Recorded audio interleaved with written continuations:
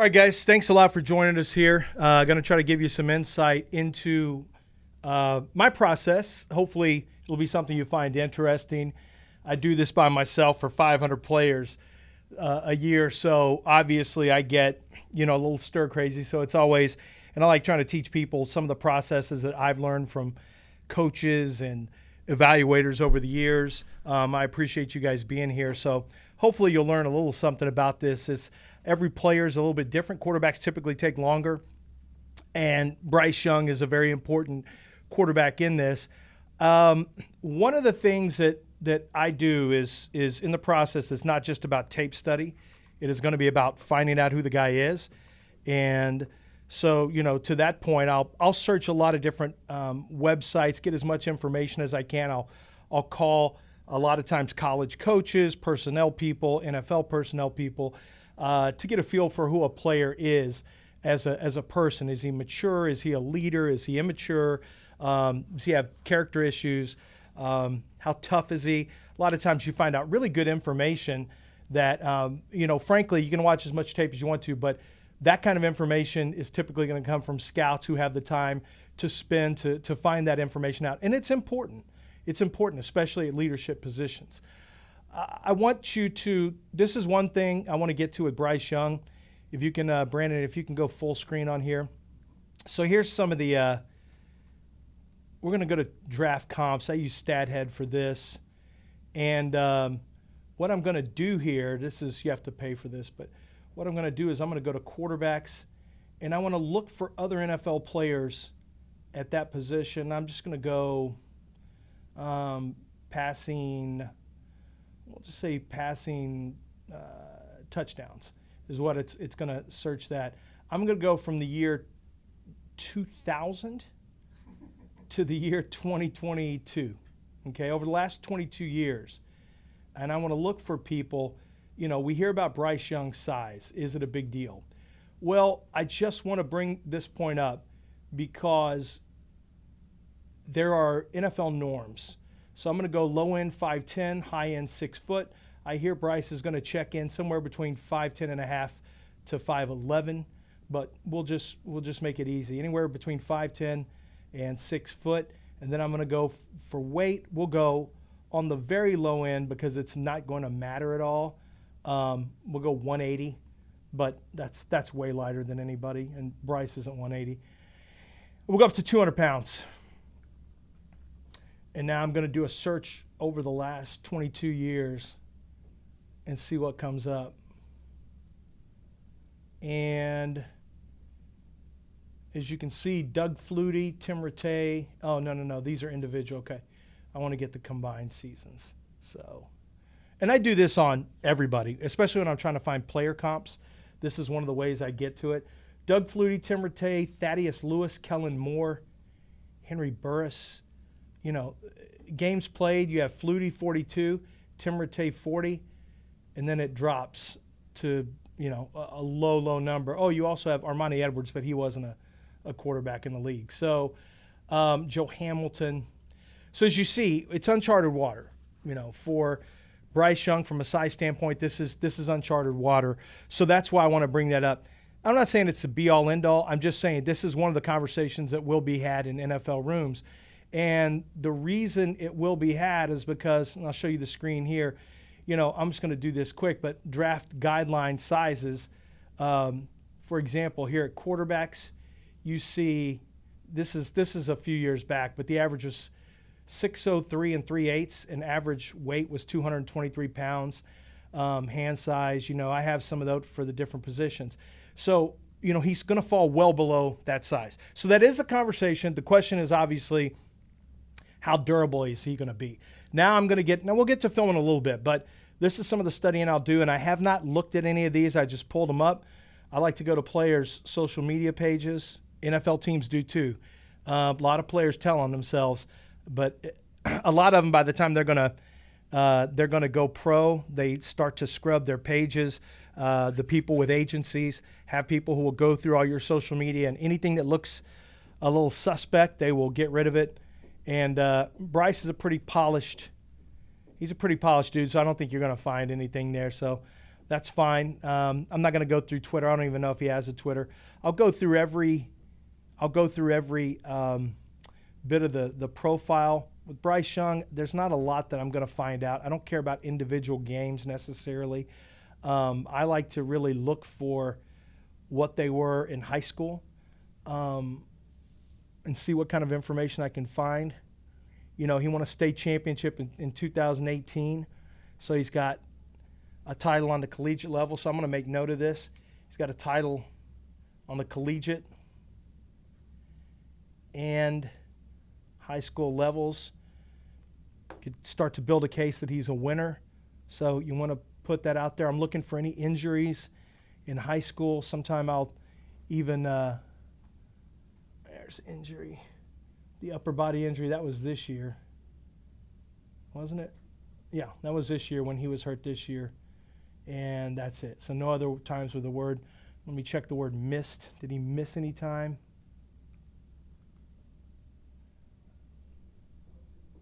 No. Ole Miss stuff. So, okay. And then I like to go down, like I said, to the bio and get as much information, see if there's anything interesting that sticks out about his personality or play. I like to, for guys who've had a lot of ball production in college, like interceptions, I like to go and see what they did in high school, because if you're a guy that just picks a ball off in high school and college, that's who you are. You got great instincts, great ball skills. That's a carryover trait once you get to the pros. You just have to, tie your athleticism to it as well. Nothing here that's really too crazy. Now, I'm going to play, I like to find out what coaches say about players. So it doesn't matter who the player is. I'll search for videos or articles about a player. So I might type the player's name in, might type leadership, work ethic, things like that. And sometimes coaches, if you read between the lines, what coaches will tell you, not only the good, but sometimes the issues they've had as well. Here is Nick Saban. I'm going to turn this up so that it will play into the microphone. This is the first time I'm hearing this, so you will hear it the same time I am. I just pulled it up off YouTube. Well, I'm currently not hearing it. So let me change my settings. See, this is the fun stuff, guys. This is the shit I have to deal with too on a regular basis when I'm trying, because I had to move this in. This is not the office I typically do this in. Let's see real quick. And yeah, that right there, turn your output device is set to cam link, so just do your okay. Yeah. Thanks. Thank you, Brandon. All right, let's hear what Nick has to say.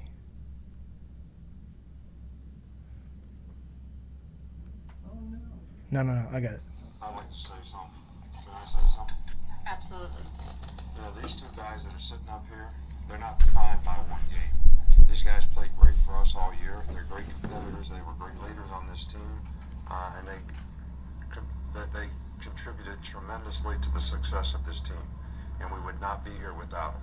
All right, and both of them take responsibility for the loss, but both of them contributed in a lot of ways in a positive way to giving us a chance to win and a chance to be here to have an opportunity to win. So I just want to thank them for that and let everybody know how proud I am of these two guys. All right, so that was last year when they lost to Georgia. Thank you very much. And Nick doesn't just hand it out. So, everything's checking out here. This is nothing that's really surprising me. Now, this may surprise some Texans fans. Bryce Young in this article talks about Bill O'Brien. A lot of my success is a credit to Bill O'Brien. A lot of my success I've had, a lot of the success we've had as an offense, that's credited to OB. Blah, blah, blah, blah, blah. His contract expires. I've learned a tremendous amount from OB. Coach has taught me so much. I've grown so much as a player under him. And getting to have the experience of him coaching the greatest, some of the best players to play the game. Tom Brady, Deshaun Watson are a couple really good quarterbacks. Him having so much knowledge and me as a younger quarterback, getting getting able to gain that, to learn the ins and outs of the system, and see all he's brought, blah, blah, blah, blah, blah. But, we take shots at Bill O'Brien during his tenure because especially, tearing the team up as a GM. But I put this in the plus column that he has worked under an NFL head coach and offense coordinator. So he will have OB. He's going to have a certain knowledge getting in about maybe passing concepts, about terminologies, about some of the different ways to attack an offense. Bill O'Brien's offense in Houston was notoriously complicated from a passing standpoint. I think he probably simplified some of that with Alabama. So that's just worth noting. But I think it's an advantage. Anytime, you got to put aside whatever you think is Bill O'Brien trading DeAndre Hopkins and all that other stuff. But Bill O'Brien is an NFL coach, and he's been a guy who's had some success offensively. And working with Bryce Young, that is something that could help Bryce Young here on the next level. We're going to start to get into let me show you what we're going to be looking at here. Here are, let's go full screen here. Here's what I'm looking for. It's pretty standard with quarterbacks. I've got this for every position. Leadership, command of the offense, do teammates rally around them. This is stuff you can see on the field. You listen to broadcasts because they've, guys in broadcasts have spoken in the pre-interviews before the games. They've spoken with the coaches, and they get information. So I always listen to what Kirk Herbstreit has to say. I listen to what Chris Fowler has to say. Anybody that's doing a broadcast, they will bring something to the table about a lot of these players because they've talked to the coaches about them, and you can really get good information. I'll put some stuff in my notes on my iPhone anytime I hear something I think is important. Decision-making, arm talent. Arm talent is really throwing. As you can see, can they make the throws? How about velocity, arm speed, zip? Use their body or their arm. It's okay for you to be able to throw effectively with your arm only. You just don't want to make it a habit. Can you do it if you need to? If there's a lot of clutter around your feet, that's arm talent. Throwing from multiple arm slots, that's arm talent. Matthew Stafford, great arm talent. Aaron Rodgers, great arm talent. Mobility, run skills, pocket awareness, release quickness, accuracy, short accuracy, long poise. So what I found is typically, for me, the most predictive features are going to be leadership, your poise under duress, move accuracy, your ability to extend plays, which is going to be mobility, and, of course, decision-making and accuracy. Arm talent is nice. It can separate you from being a good to elite quarterback, but that's a look at what we're talking about here in terms of your ability to look at the quarterback position. So what we're going to do now is take a look at Bryce Young, the quarterback. So these are some of the things I'm going to be looking for. As you can see, I have it for every position as well. And we'll go right to this. Pro Football Focus has a great tool, Pro Football Focus Ultimate. It's tied to my tape. I get my tape from the NFL. There's a lot to get through with a quarterback. There's a lot because a lot goes into being an NFL quarterback, and you can't get through that just by watching. You have to watch certain situations. So the first thing I'm going to do is go to a passing map I've already pulled up, and this is a passing map on Bryce Young from this year. And the first thing I want to take a look at are what I consider the pro throws. I'm going to change regions to the heat map and the stats. And so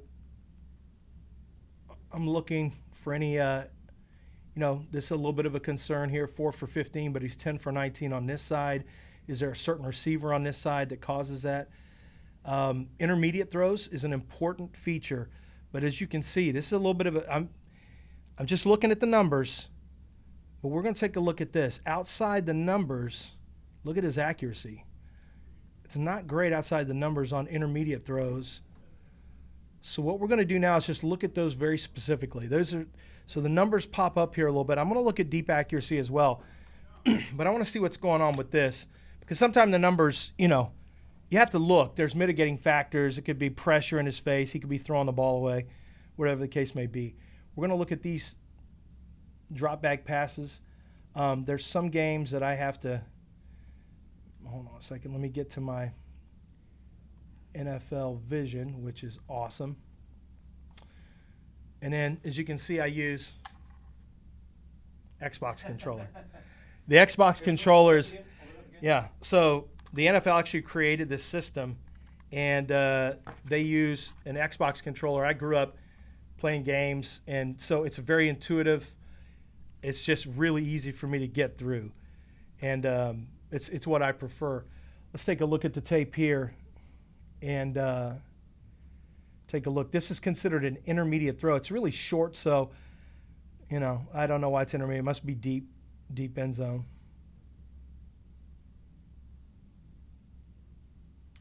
Nothing really I'm getting there.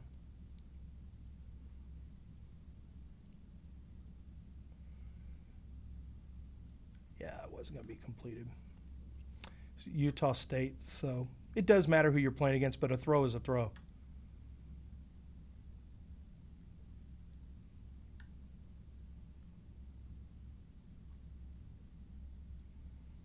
Back shoulder, shows an awareness to throw back shoulder. Look at his feet.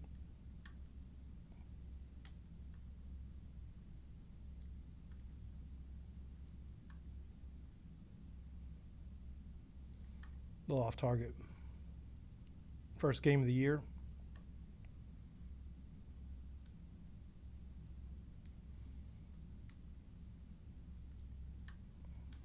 They're disguising coverage here a little bit. Okay, so we got some different things going on here.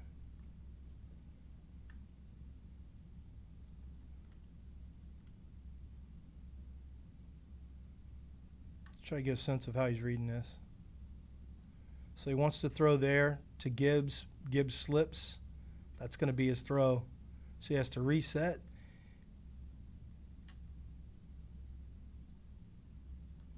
And then he doesn't get to third option, number 7, in time.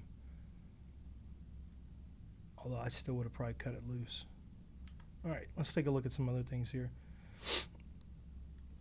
Okay, the slip, and he goes back to receiver number 2, coming flashing across the screen.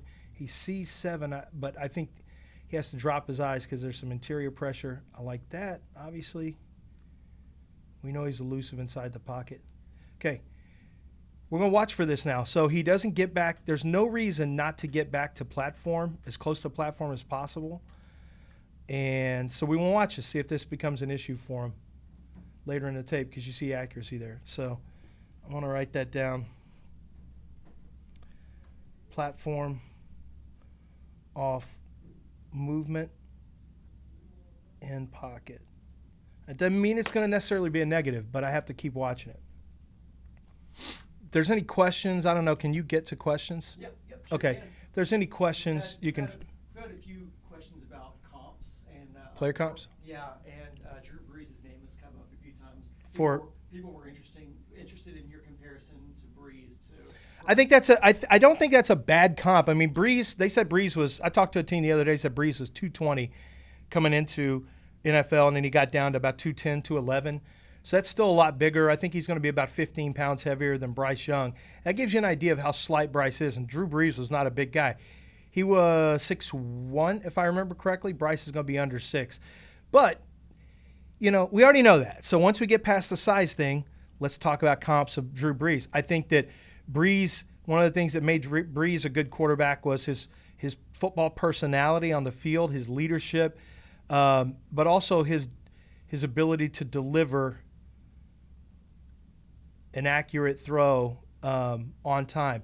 Now remember, we're looking at his intermediate throws here. Why was his completion percentage low? So he's got one target he's primarily interested here. I don't think there's anything wrong with this. It's incomplete, but wide receiver faced up that's just bad on the wide receiver. I mean, look, the wide receiver gave him no room to throw. You got to understand your position on the field and a little better leverage. You see him keep drifting toward the sideline where you could run your leverage up into the DB and create more throw space. So I don't, that's not a problem for me. Someone's asking about a Colt McCoy comp. Colt McCoy comp, God forbid. Nothing against Colt, but you're not drafting Colt first. I'm not doing Colt McCoy comp. Stop it. All right. Looks like a good throw. I mean, so does he throw with the anticipation inside that window? He's got to get it up over that. He waits for him to clear the linebacker, you see. That's a good throw. There's not a lot you can do there. That's the throw. That's a good throw.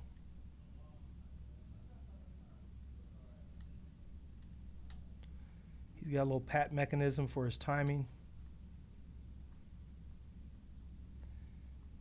Look at the feet. Not exactly stepping to the target, but you make too many of those, your wide receivers will get pissed off at you. All right, so they're going to bring heat. Let's look at this. What does he do? Does he recognize pressure? He does. Slides a little in the pocket. Gets back to platform. Rushes it.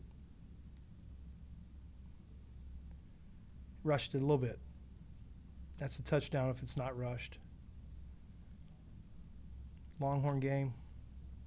Once again, these are all intermediate throws on the sideline, outside the numbers. We want to find out why the number was a little bit low. Completion percentage. That's completed pass. We're going to start on this side of the field. There's number 80 is his second read. That's covered. It goes to third read. This is getting through progression. So this is a full field reader. I knew that, but I let the tape tell me everything I need to write. So he's a full field reader. That's an NFL. That's what you want to see from an NFL team, from a player. You want a guy who can get through 3, sometimes 4 progressions. A lot of times 4 progressions. We have a question about whether the height or weight is more important, more of a concern. Not the height as much. I mean, you can get outside the pocket. It is if you get a lot of passes. It's the frame. Forget the weight. It's the frame. He's slightly built. Like Kyler Murray is actually pretty thick in his lower half. So is Russell Wilson. It's frame that you worry about. If a big guy, if a 325-pound guy falls on you, how does your body respond to it? How do you take the beatings over the course of a year? It's really about the frame. So it's not about the weight necessarily. I've seen guys who are 210 pounds who are, kind of slight in their lower body, slight in the hips. So it's really more about the frame. I know this is a little bit boring right here, guys, but it's something I just have to do. I got to find out if it's an arm strength issue, an accuracy issue. Is there any pressure here that forces him to throw it early? So the wide receiver doesn't finish his route. So watch 11 here. Just kind of, you see him just kind of drift. And I don't know if he's supposed to get all the way into the end zone, but he just kind of drifted there. Uncatchable, probably. Off the play fake, let's see his footwork and his setup. We'll check it more from behind. So he knows that there's a timing throw. There's a stick. You want it coming out right now, so he's a little slow. You'll run your guy up against the sideline if you're not. So as you see, so there's a touchdown. It's not great, though. It's not a problem, but you want it to come out a little earlier, and he has to wait. So he keeps him in bounds. He throws him open. He throws him away from the boundary. But the wide receiver has to wait. In the NFL, that's a problem. You got a DB who's not playing this side shuffle with inside leverage. That's not from a technique standpoint, a side shuffle with inside leverage is not where you want to be. That's going to make it hard to defend Alabama receivers or receivers from any school. So that's a touchdown, but that's an example of a little bit better timing. Right here's another timing throw, plant and go. Just delivers it nice. Okay, so if you throw with a little better timing, this is nitpicking, but if you throw with a little better timing, and a lot of times quarterbacks without great arms are the ones who really have to throw a timing, but if Bryce throws, if it's coming out now, out of his turn, watch where he catches it. He's got a chance. Deebo Samuels, for example, would have a chance to grab it and turn up the field. This guy runs out of bounds. So I'm just pointing out the little things we take a look at that can make a difference. And it may show up on weakness under my, right now I'm going to start watching for timing against sideline. I'll just say that. I know what that means and how I want to write it. So we're still looking at that now.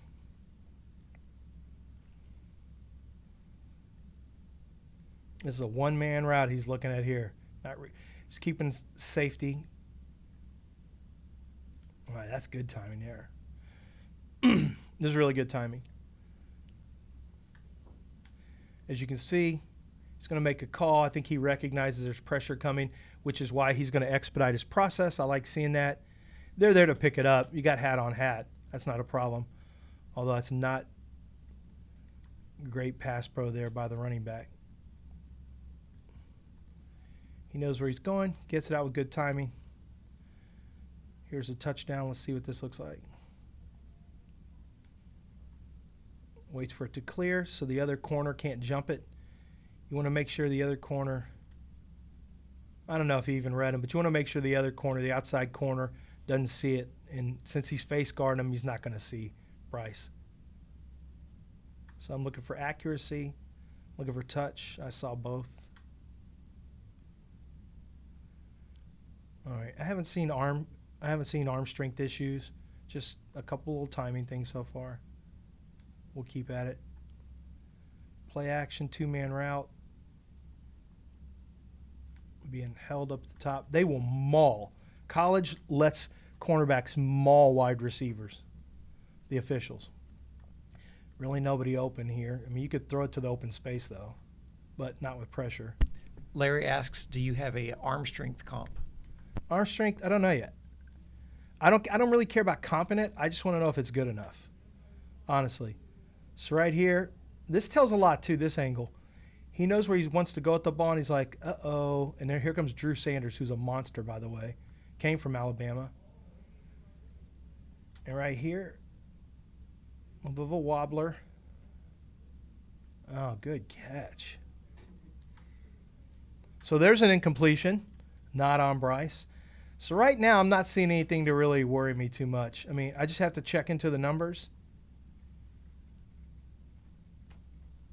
Back shoulder throw.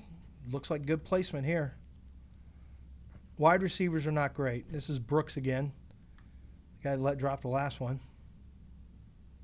Oh, no, that was a wide receiver. So this is one where he's got to, I mean, he's throwing him away from the coverage. It's, okay, that's not a problem. I don't see anything there that's going to concern me too much. We're going to look at some deep ball throws now. Well, actually, forget that. I mean, look at that, 16-16. Holy crap. There's some really good completion numbers here inside the numbers. So we're going to take a look at that. Is he throwing with – does he have a window arm where he can pin it in there pretty quick? Is he throwing with the anticipation? Let's find out. Guy's wide open. Okay, so this is, does he feel pressure?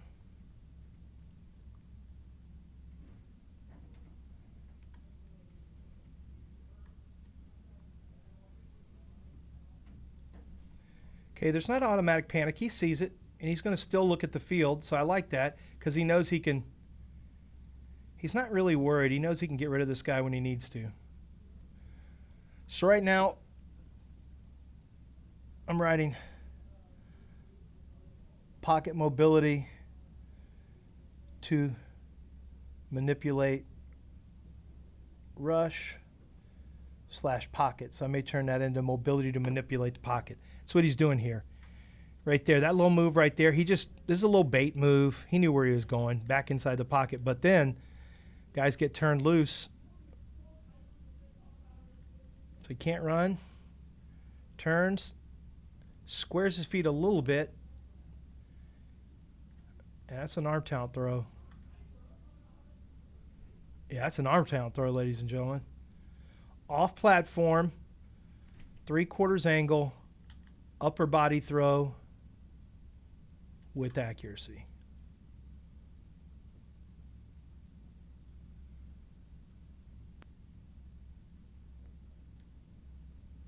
Someone wants to know, is he a running threat? He is a running threat, but prefers not to. But what matters is you got to make people respect it, and you got to go get first downs when you need it. So that's the thing with C.J. Stroud. He didn't run enough, and he did in Georgia, and it made a huge difference. Okay. I don't care about what I care about here. Every throw can teach you something about a player, positive and negative. So what I care about here is I like watching his movement. I want to see what some of this movement looks like. A little bouncy, a little climb, feels the pressure, poise, climb. There's the pat. There's throw. Placement needs to be a little better if you're nitpicking. Not bad. Just NFL window is going to be a little smaller.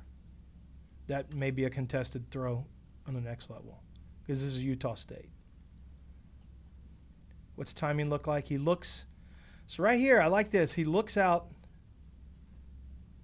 Oh, I like this. So here's what he did.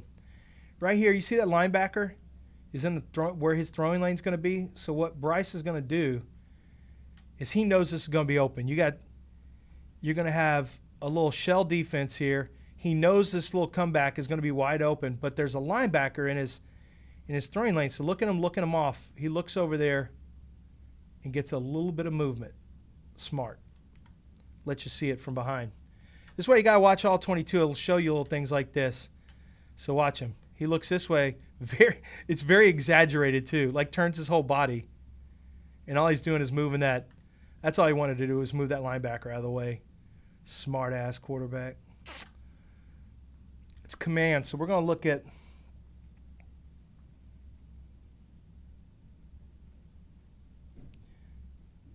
command with eyes. Move defenders.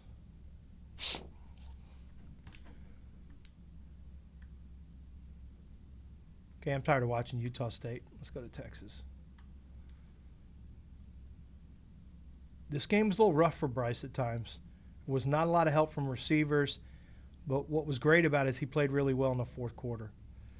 Okay, so here's an anticipation throw.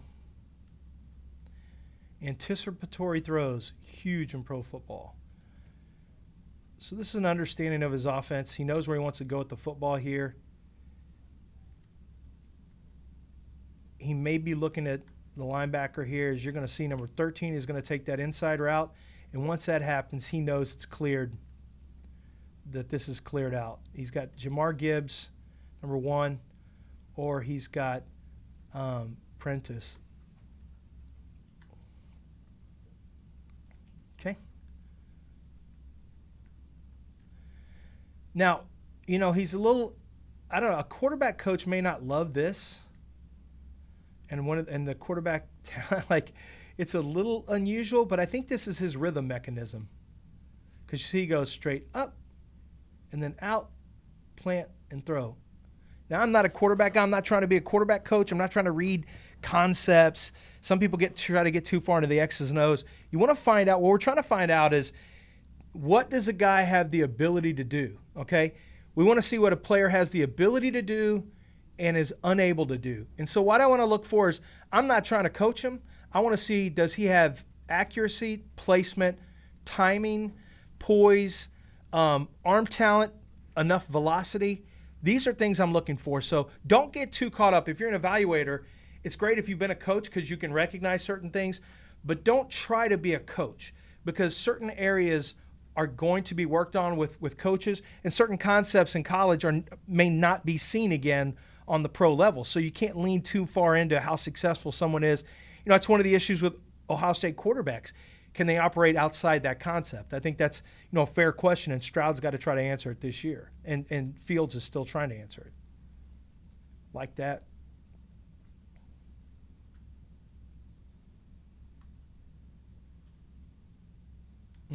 Not good. Now, unless this route is not run correctly, it's the one thing you just don't know, because he's clearly getting to what looks like his third read here, and that is not a good throw.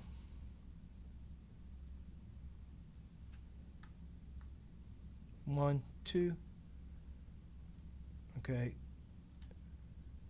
So he's throwing, this is all arm throw. This is an interception in the pros.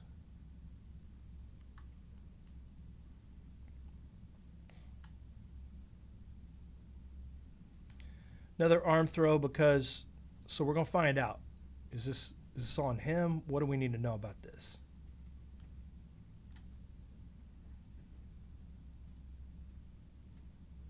So being a smaller quarterback, this is one of the issues.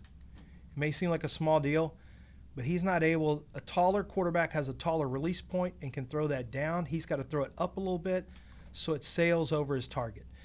That's a shorter quarterback. That's one of the things. If this is a 6'4" quarterback, the release point is different and the trajectory is potentially different. What do we like about this? He smells pressure. Hangs in. Gets rid of it. A little bit of a wobbler.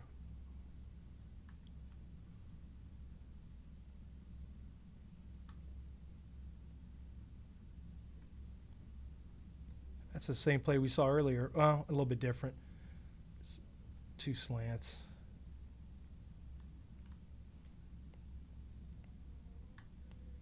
Texas showing a little overload, potentially. Nope, may back out. So he was already looking away from that side.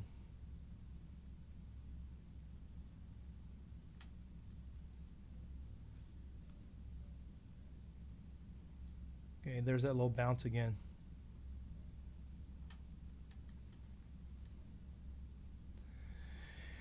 So, in talking to quarterback coaches, they don't love when your hips fly open because it can cause accuracy concerns and placement concerns, but he delivers it okay.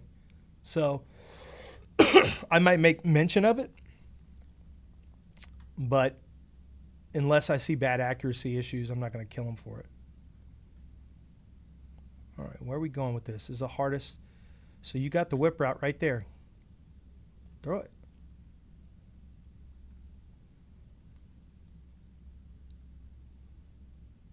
Unless he saw two defenders on it. Nope. All right, there's a touchdown. Why didn't he throw this? Why are you sitting there? Okay, so on a whip route, you're immediately pivoting out and headed to the sideline, and there's wide receivers sitting there. Get your separation. Don't sit down, and that may be why he didn't throw it. Because he should have that it should be better separation there from the wide receiver.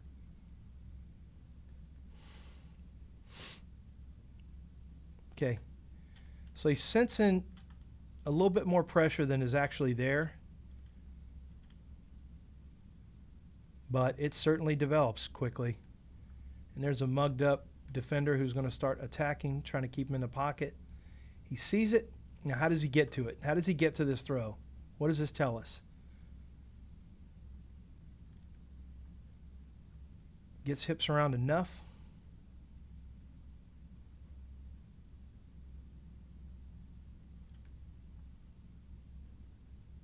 It's enough arm, not a big arm. You'll see Levis and Richardson can rip that, but it's enough arm.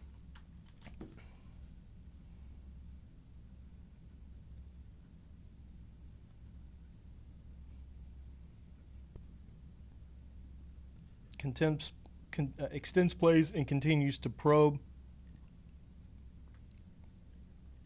Defense can throw.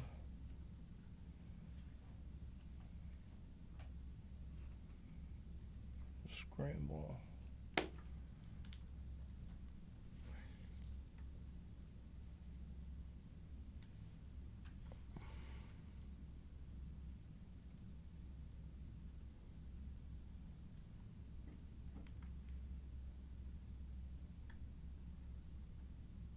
Pocket slide. Let's get to where it's a little cleaner. All right, man. Look at this. This is good. Okay, so we're gonna drop. Pressure coming from the A gap. So what we're gonna do is slide, and you'll see here's exterior pressure. So we're gonna climb and release. And you see in the face of pressure, there's a lot of guys who will bail, and he doesn't bail. He delivers he doesn't half-ass the throw. He delivers his throw in the face of pressure. I mean, You don't want him taking those hits too much, but that's just good stuff.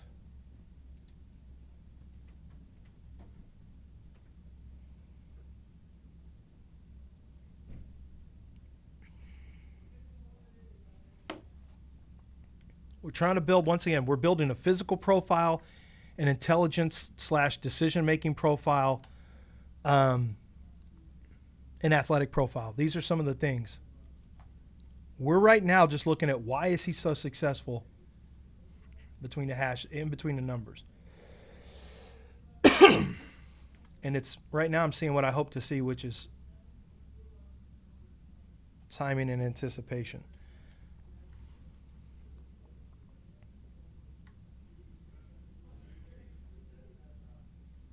RPO. This is an easy throw. You can't fall in love with RPO throws. But you want to see footwork and placement right where the ball needs to be. And I like this too. This time he actually gets you see his feet to the target. So he's in a little better position here.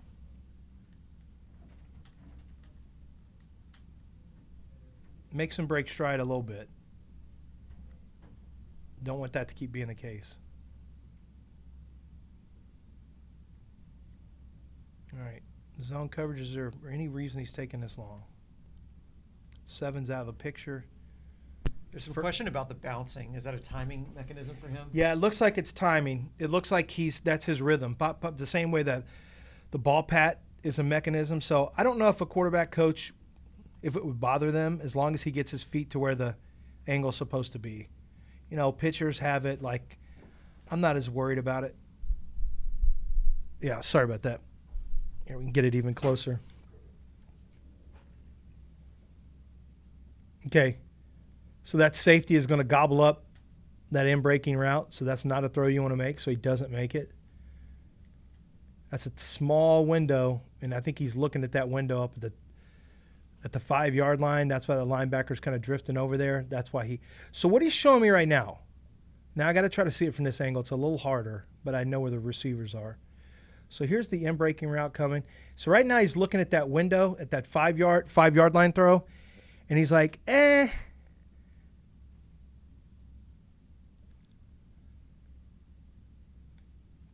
do you point to here?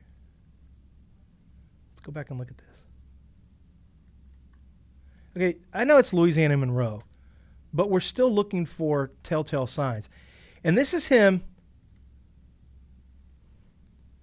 Okay, I love this because now we're going to go look at his interceptions too. But right now he's not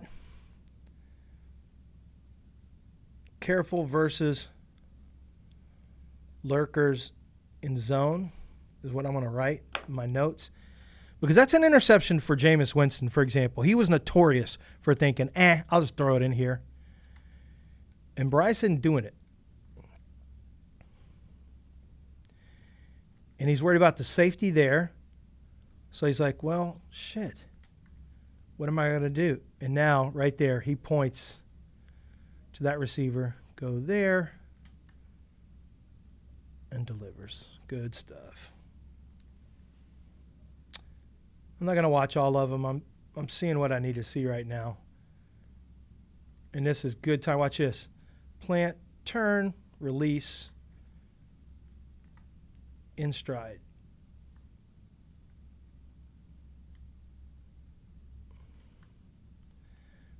That's a command of his offense. He knows where the routes are. He knows the timing of the routes, and he's delivering on time. That's what I like to see. That's why you got to work in chronological order, because players get better as the season goes on, unless they don't. You need to know that too. And is there a reason for it? Was there injury?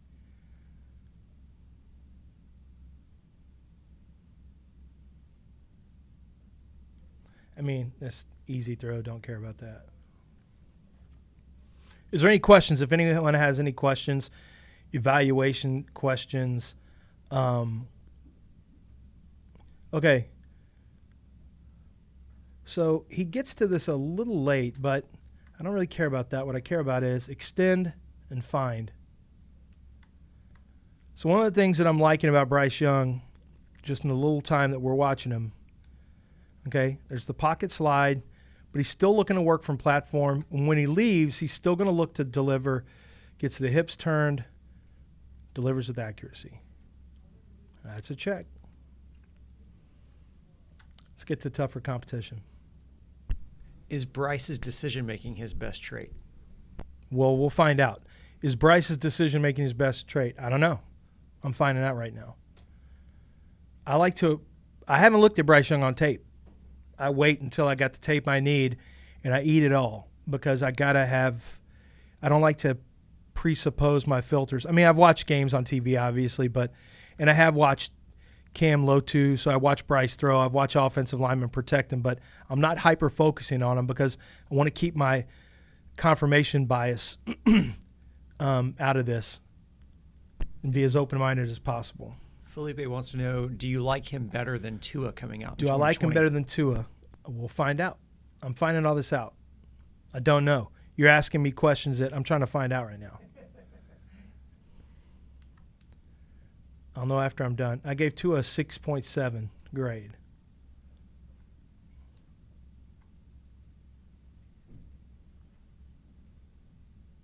Okay, so what I'm seeing here, it's an RPO, but what I like here is there's some release quickness here.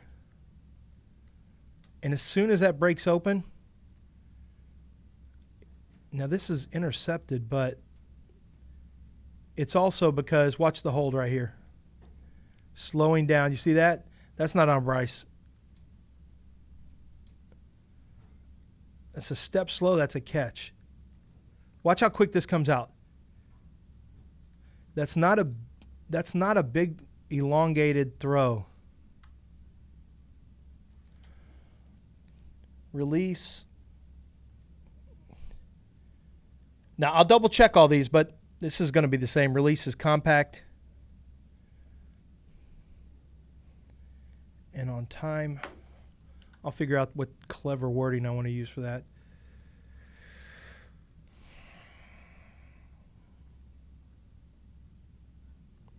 It's a drop.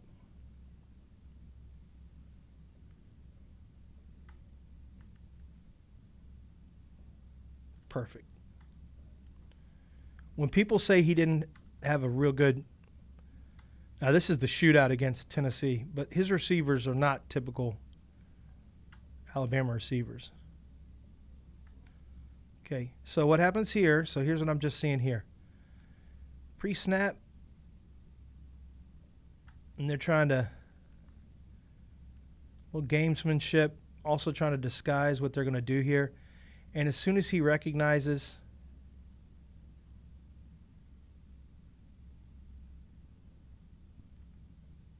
see the safety? Look at him. Safety starting to roll down over the top of that slot.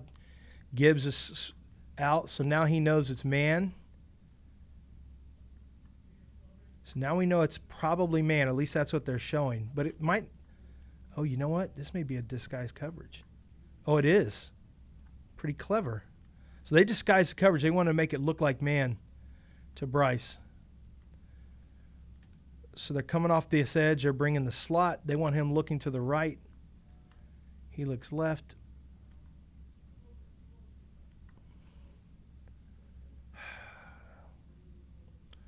Another drop. How quick does he recognize it? Recognizes the pressure. They do a good job of picking it up, so it's not a problem. Pass off the twist there. Okay.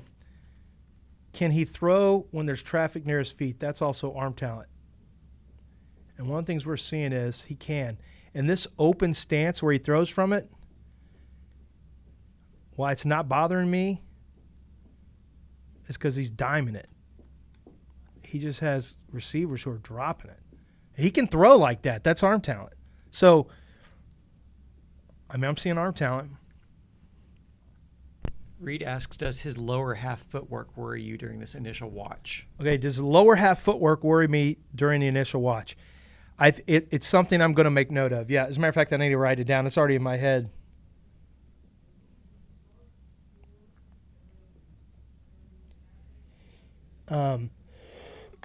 Does it worry me?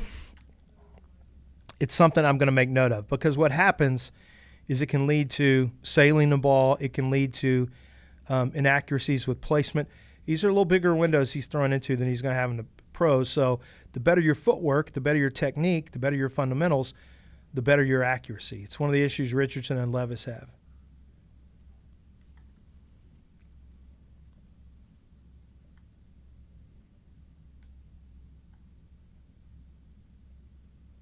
Average velocity.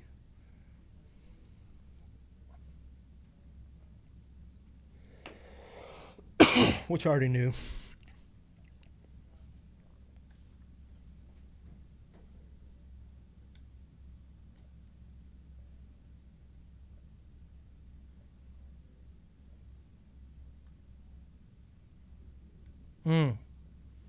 Why do you miss this?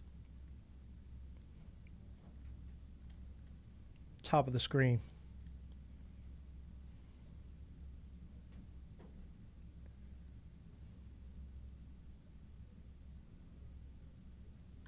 He eventually gets to it. 2-point conversion. Just curious as to why he didn't see it break open, or if he did. I don't know. I don't know why he got away from. Oh no, it had already broken up, and I'm not sure why he didn't see it. But he recognizes here. Okay, does he get back to platform? He does. Delivers. What some quarterbacks will do is once they get off platform, they have a hard time getting back on platform. It's just a muscle memory thing where once they're off and they're thinking about throwing, then they have a hard time resetting and getting back to platform. And Bryce will, it appears he gets back to platform, but we'll see.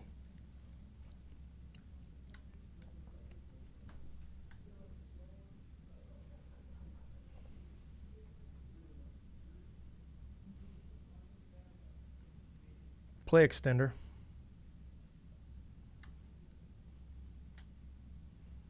Easy concept here. I mean, especially with this coverage. Everyone's making that throw. And it's a blowout too, so I want to see a little tougher.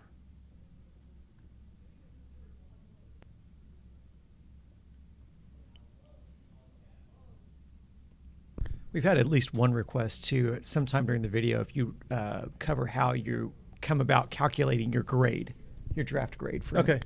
There's two ways, but I'll do that. Calculation of draft grade.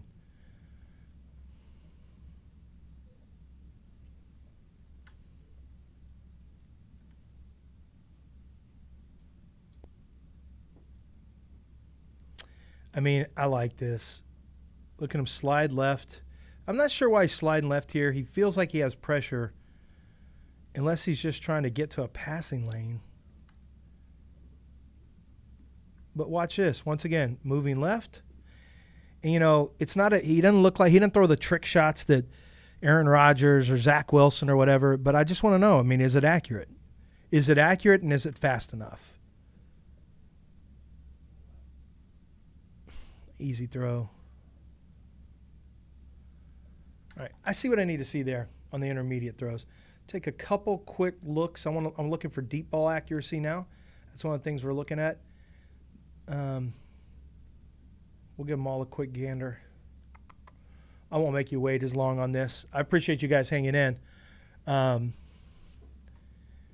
know, like I said, this is not a fast process. If you get through it fast, you're going to miss. So we have to be diligent. Let's do our obligatory request for subscribes, guys. Please hit the sub button if you're watching this and you appreciate Lance breaking all this footage down for you. Please hit subscribe on the channel. We really do appreciate all the support. Thank you so much. Okay, so this is a concern. We're going to see if it continues to be. He sets up. He knows what the route is. It's a two-man route. You're going to basically read, do you want to throw underneath, which is open, or you want to throw deep, which is open. They're both open against Utah State. Imagine that. And then, so I'm not sure what this is about, though. Okay, that's a little flat. Well, it depends on who the quarterback is. But as you see, he does not lead him. He has to wait for it. Turns into a pass interference, but that's not the throw you want to make. It needs to be leading guys. So now we're checking to see if this is a consistent issue. Single coverage. He reads it. He knows where he's going to go with it. Throws it up with plenty of time.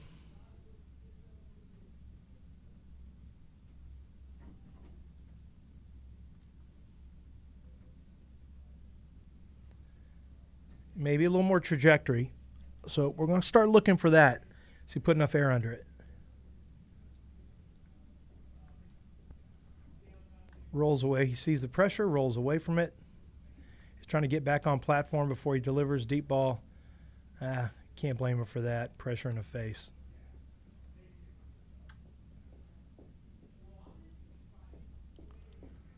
All right.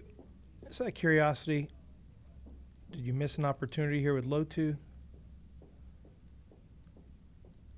I think the passing lane was probably a little clogged up. He's going to extend.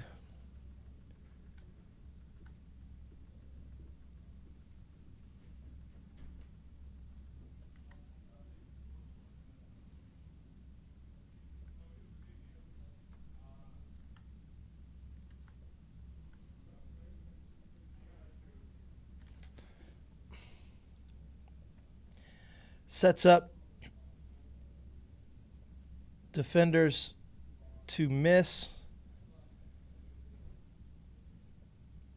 to get back to throw ready. Out of pocket. This is a Kyler Murray specialty. He's very good at that. I swear to God, I mean, man, the drops he had to deal with this year. Here's an interception on a deep ball. Let's see what goes on.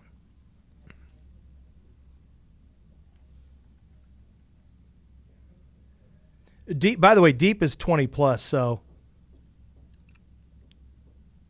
he's extending here. Did he need to extend? Play action, sit down. He could have thrown that. I don't know why he didn't throw that. You're on time, just throw it. It's a little cautious, but you throw it towards the boundary, you're good. It looks like he might be a little bit spooked by the corner. You see the corner drifting up? But there's still a window there to throw. You know, that's a throw. You got to make that with timing. You don't want him taking everything off schedule. You don't want him getting too comfortable doing that because it's hard to win in the NFL like that on a consistent basis. Well, he sees it. How far is he going to throw this? 10, 20, 30, 40.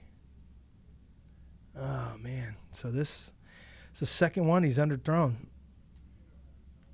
That's not good. Now we've got two. Plant.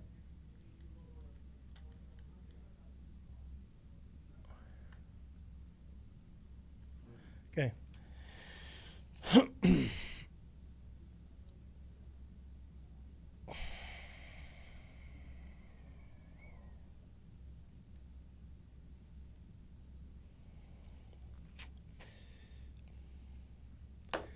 We're going to see if we continue to see this issue, because if so, it's something we have to consider.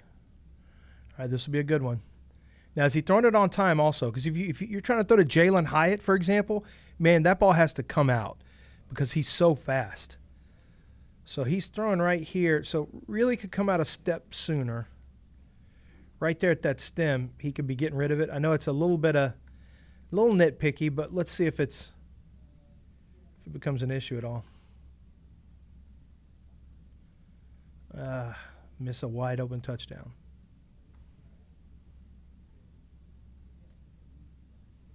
I mean, that's just delivering the ball to an open man.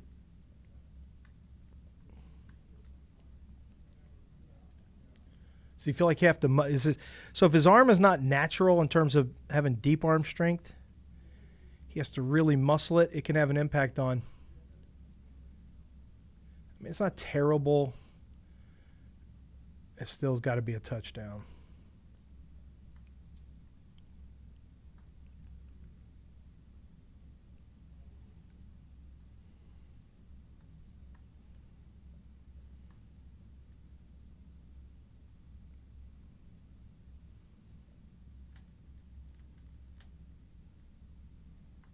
Good job by his tight end.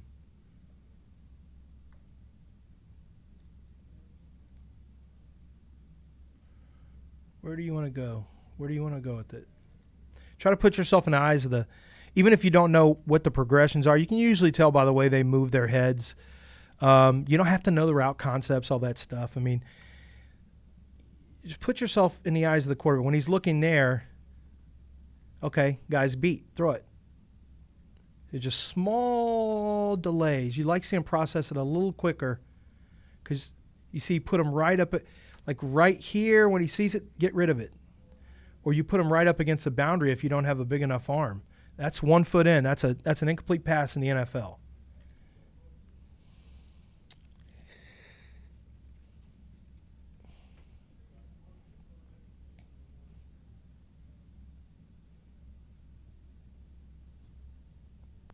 And just to David's question here, Lance is going to get to the actual calculation of the grade towards the end of the video here. Mm-hmm. So I've got something I developed along with the former analytics director of Tampa Bay Bucks. We're opening up a company called Scout Source. It's going to allow people like you guys to create your own draft grades based on NFL scouting platform. It's really cool. I've been working on this for about 6 years. And Tyler Oberle helped me create that so that it matches up with kind of the NFL scouting platform. We got some really cool stuff coming.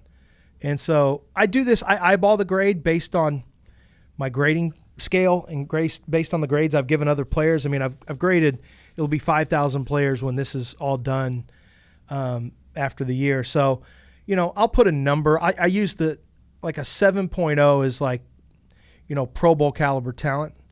And so I just graded Jalen Carter. I gave him a 7.11. I compared him against other guys I graded, and then I moved his grade around with the 100th to a 7.11 to accurately stack him where I thought he needed to be against, you know, I try to do it against other drafts. Sometimes I'll miss on a draft grade, and so in my mind I'll change the grade a little bit. Okay, so we got a touchdown here. It's going to be a 40-yard throw. I still think this is a little too flat, though.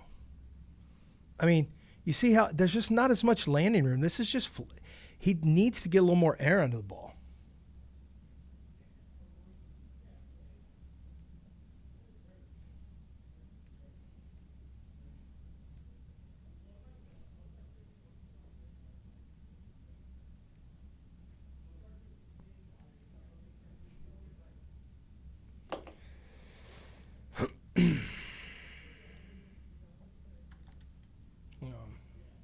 Felipe asks, who is your highest graded player ever?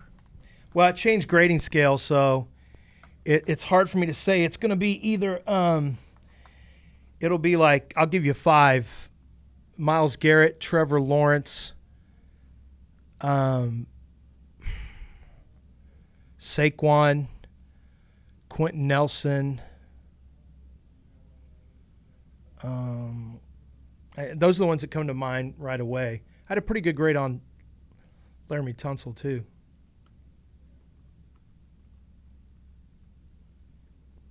David asks, how does positional value play into your grade? That's a great question. Positional value is very important. So I'll give you just a quick peek at Scout Source. Now, this is our tool that we use for colleges, that we sell to colleges. Tyler can we're able to project the frame of a 15, 16-year-old. And so we will sell this to colleges. Let's just look at I'm just going to mess around with some of these grades here. Whoever this guy is, Prentice Nolan, University of Miami. Oh, I may not want to mess around with it too much, actually, but here, let me find. So I'll give you an example. Let's just do this. All right, so in this, in our grade maker tool that Tyler and I created, next, core measurables, we take all this, it creates athletic scores that are NFL caliber, predictive analytics scores, and then we have growth potential for these players as well for their frames. And Back to Grade Maker. So I'm going to mess around with this Grade Maker tool. So as a quarterback, so if just right now I'm just kind of goofing around. Accuracy, so far what I've seen, forget elite. That's a word that, average starter, good starter, very good starter. So right now, from an accuracy standpoint, I'm going to put him right there. Mobility. Mobility. He's very mobile. Pocket mobile and running mobile. Arm talent. I think his arm talent is okay. Poise and toughness. Touch.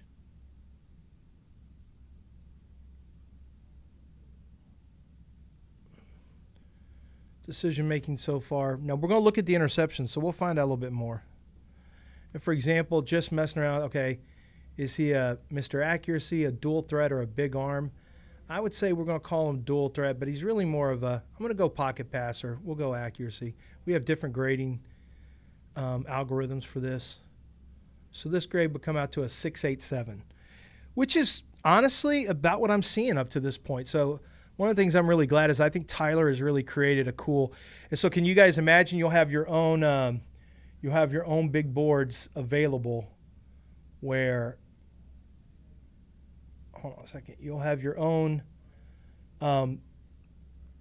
big boards available where you can grade your own players based on an NFL scouting platform, which I think will be really cool. We got a lot more factors we're going to put into this. Lance, we've had a couple of these questions about, so you get your tape from NFL, right? Mm-hmm. You get a hard drive that's full of NFL or college tape. Where would someone who wants to do this casually look for this tape? I mean, obviously, I don't know. Kind of restricted on YouTube. Yeah, it's very restricted. If you get it illegally. So you have to have a source on a team, a source for, you have to have a source somewhere that gives it to you. I know there's some people who are getting their hands on all 22 tape. I don't know where they get it from. I'm not, that worried about it. I think it's cool they, have a chance to look at it. We're done. No, actually, we're not done looking at the deep balls. I need to keep seeing if there's an issue because this is I want him to hit people in stride, and I think a lot of this can be done. Like, okay, this is an incomplete pass, but this is, this is another issue. There's a touchdown, and it's an easy throw. But look where it is. Like, it's got to be a catch, but that's not a touchdown because the way he has to break stride, leap up over, that throw needs to be a better throw. And that's one throw, but if you start to see a bunch of them, then we're starting to ask questions. Okay, so he takes this off schedule. I want to see, did he need to take it off schedule or did he do it unnecessarily? It is, by the way, this is 4th and 12. So can they see that? So you see the, that for context. So he's got to hit the sticks. There's a guy that he could throw to. So if he knows he's working over the top of that defender, that he may have a window to throw into there, but he gets away from it. So he goes back here, but there's nothing on this side. Well, there's really nothing on this side. Let's see what he does here.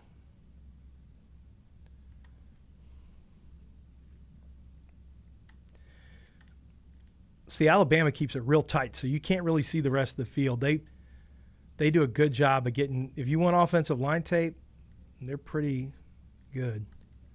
Nope, didn't put it where he could catch it. Okay, he's making him break stride again. 10. But he throws it on time, which I like that. As soon as he beats that corner, he sees him, he's throwing it on time, so he recognizes that. But you see, because he throws it flat, he loses steam, so he loses energy on the back end. Great, I got that from Greg Cosell. Great phrase. Loses energy on deep throws. And trust me, I will steal the same way people steal my wording. I will steal your wording, especially if it's descriptive, and I think and you understand it. So you see his deep balls lose energy because, and there's breaking stride. If he gets this in stride, he's rolling. The safety can't catch him.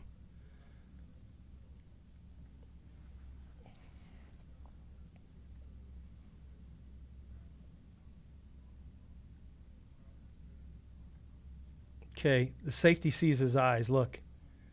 He's looking there. Look at that safety, the high safety. You never want to give your high safety this opportunity.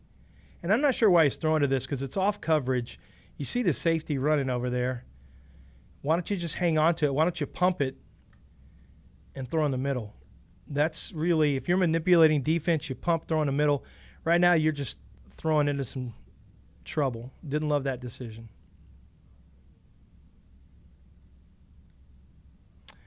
We are 2nd and 4. So we're in cover 3.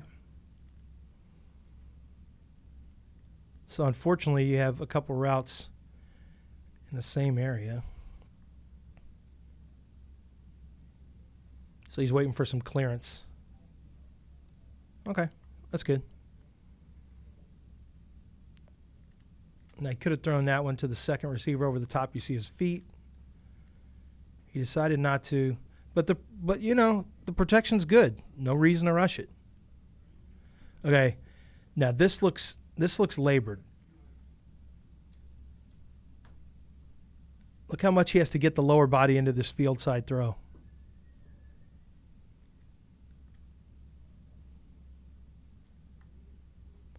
And it's not exactly a rope, but it gets where it needs to go. But remember, window's much tighter.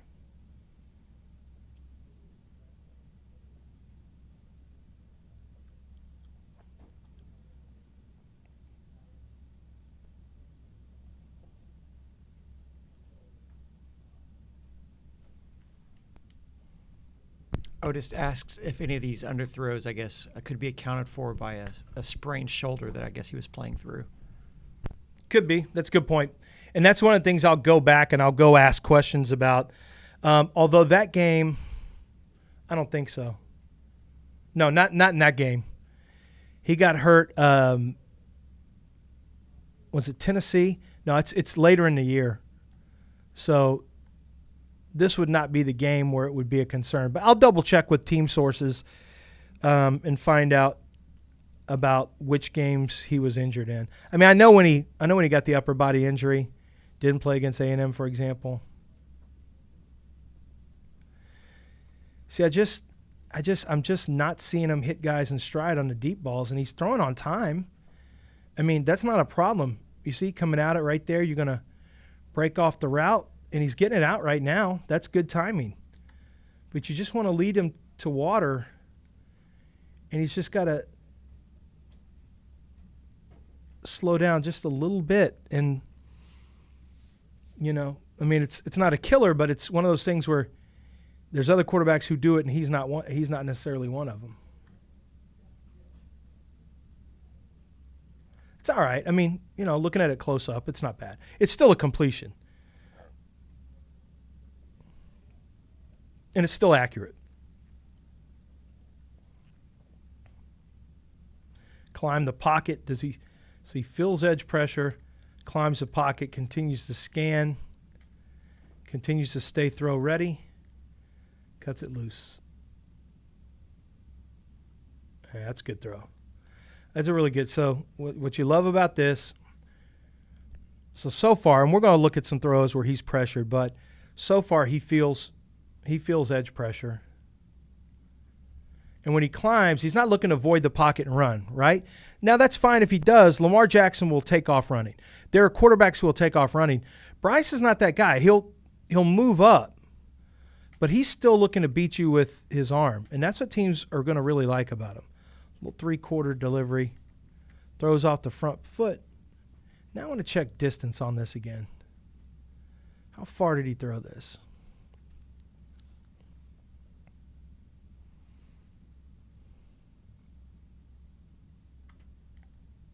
So we're throwing from the 32. 42, 48, 38, 28, 18, almost 60 yards. So it's not that he can't do it.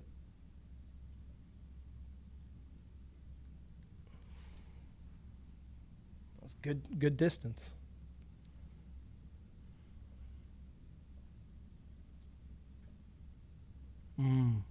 Pretty. Look at this bucket throw over the shoulder. Right now, we're going to keep safeties at home with the eyes. That's probably what he's doing. Let's take a look at the other view. But it looks like he's freezing safeties, or freezing that safety on that side. He knows where he wants to go. Right now, he already knows where he's going with the ball. So he wants to just hold that safety, and then turn. You can't get there in time.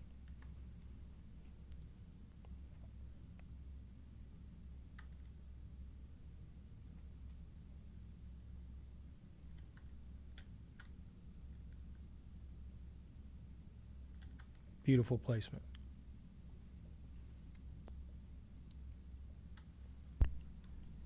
Rich asks, do private or combine workouts affect your overall evaluation on players, specifically quarterbacks, compared to other positions? Do combines?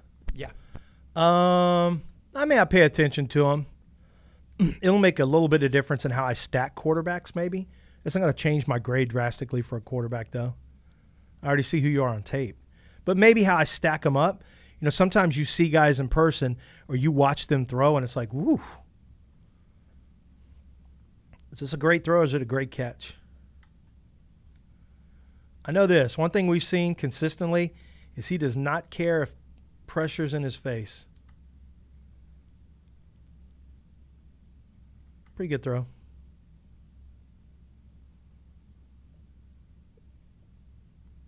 Okay, here we got a deep. Good. Now, number one, is this a good decision? The safety looks like he's out of the throw, so I have no problem with it. He's reading that safety. So he doesn't care what's going on at the bottom here. He knows he's got man coverage with a single high safety bailing. He can see that. So what he wants to keep his eye on is where that safety's going and the second route that's coming across. Is that going to get the clearance he wants? And right now, where the safety is a good right decision. This is where you want to go with it.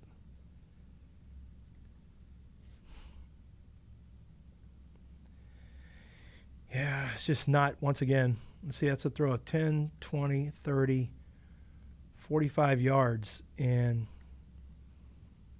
he just doesn't push it there.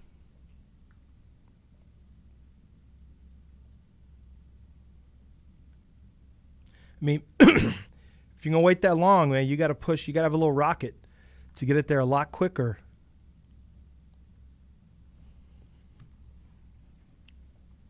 Once again, we're just checking. We're checking some of the deep ball stuff. That's part of arm talent. We're looking at a lot of stuff. We don't half-ass this. We got to look at everything. I look at special teams play of linebackers. You know, you have to see who they are. Okay, here's the linebacker blitz. Escapes it. Man, he's so dodgy. I'm going to use that word dodgy in the open field, dodgy outside the pocket. That's a compliment here, not a compliment overseas. Yeah. Across the pond, dodgy, really? dodgy, not a good. Is it more like kind of like it's sketchy? That's what we would call sketch. Yeah. Dishonest. Well, when I'm talking about quarterbacks, no, I'm not sure. What's the situation here? We're at the 3rd and 16. Now, this is bad decision making. We're 3rd and 16. You're in field goal range. I'll have to check the score, but I remember the game. I mean, it was a close game anyway. So right here, just don't do anything stupid. Don't do anything stupid. And if it's not there, like right there when you're rolling out, take off. Now, see, this is an issue. He's faster. Take off and run. And go run right now and go get out of bounds at about the 20-yard line. If you could have just said, okay, this side of the field's open. Let's run. Let's get it to the 18-yard line if I can, and we'll kick a field goal. And instead, he still wants to make a play. It's kind of hero ball, right? It's 3rd and 16. You know it's not there. We got the end zone as one boundary. We've got a safety over the top, 3 routes that are covered. You're rolling right. You just got to run that ball. Instead, this is all nice. Run it back the other way. Just run. You got open field. Instead, he turns. This is the worst play I've seen of his so far. From a decision making. This isn't fourth down. This isn't the last play of the half, or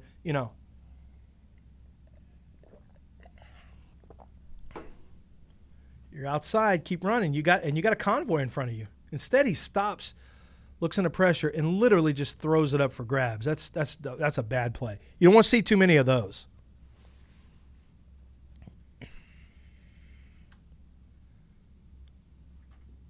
And I'm telling you what I'm seeing, but the reason I wanted you guys to see this tape is because make up your own mind of what you see. Hopefully you guys are, developing your own opinions on what you see and some things that maybe you didn't expect. Maybe he's better at something or worse at something than you saw.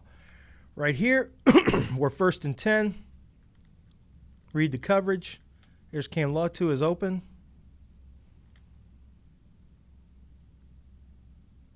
And I'm not sure what this was. I know there's pressure. Sometimes I like to look for body language to see if somebody ran a bad route or ran the wrong route. If you're just reading that is Latu is open right there. Obviously pressure coming. He feels it. He's going to stand and deliver. He's a tough guy. Maybe he's just throwing the ball away there. Any body language? Like somebody ran the wrong route?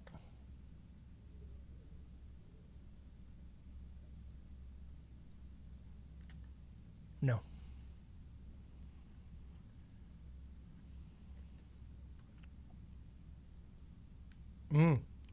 Look at this. Once again, this is the second time we've seen him run up in the pocket and make the deep throw. That's good. So he could run right here, right? But he wants to beat you with his arm. He wants to win. He wants to extend and win. He's not looking to just run. That's going to be a big plus in the eyes of NFL evaluators. Let's look at how he's scanning this.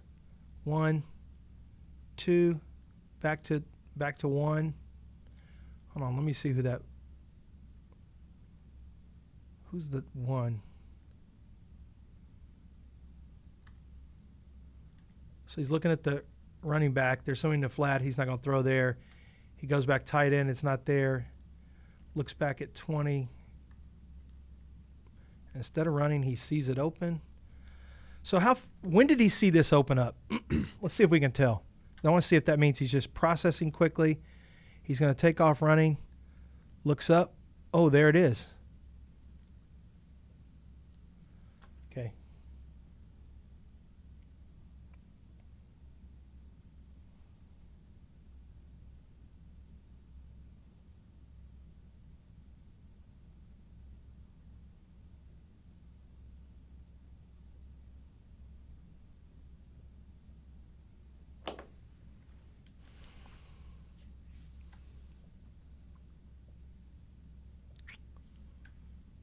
I'm usually watching on a big-ass TV, and I'm watching on my computer screen, which is different for me.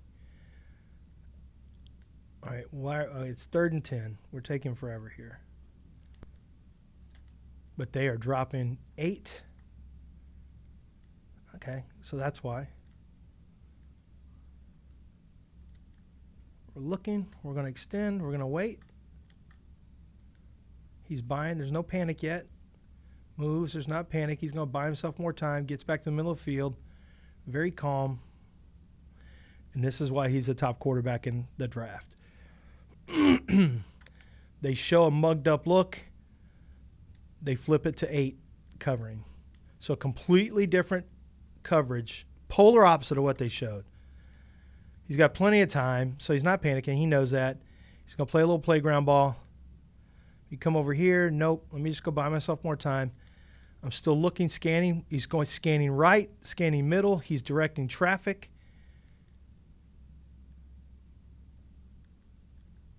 Did he just trick that DB? Well, the DB read his hands where he's trying to direct traffic. I think the receiver did that on his own. Okay, watch. So he's going that way, and he keeps telling him to go that way, but then he breaks open. Here it is. Okay, so that's an extended play. That matters, but let's always remember, extended plays are nice, but you're not going to have you're not going to have 8 in coverage with, DBs from, who is that, A&M or Mississippi State? It's going to look different in the pros. That kind of stuff is fun to see, and it's an important trait for a quarterback to have, but you also want to see a quarterback who can, boom, get in rhythm, boom, start to carve people up, right? You think about the best quarterbacks in the league, they get in rhythms and carve people up. That's what Bryce did in the fourth quarter against Texas when he beat them on the last drive. Rhythm throws. Boom, boom, boom, boom. So he's got that too. That's what I'm trying to say. Just don't fall in love with extended plays. That's what everyone fell in love with Johnny Manziel, with Kyler Murray, and it's nice. It's fun to watch. But it's not necessarily how you win NFL games. All right, I'm not sure why he let this go. We're almost done with this. I just want to see if I can get one more.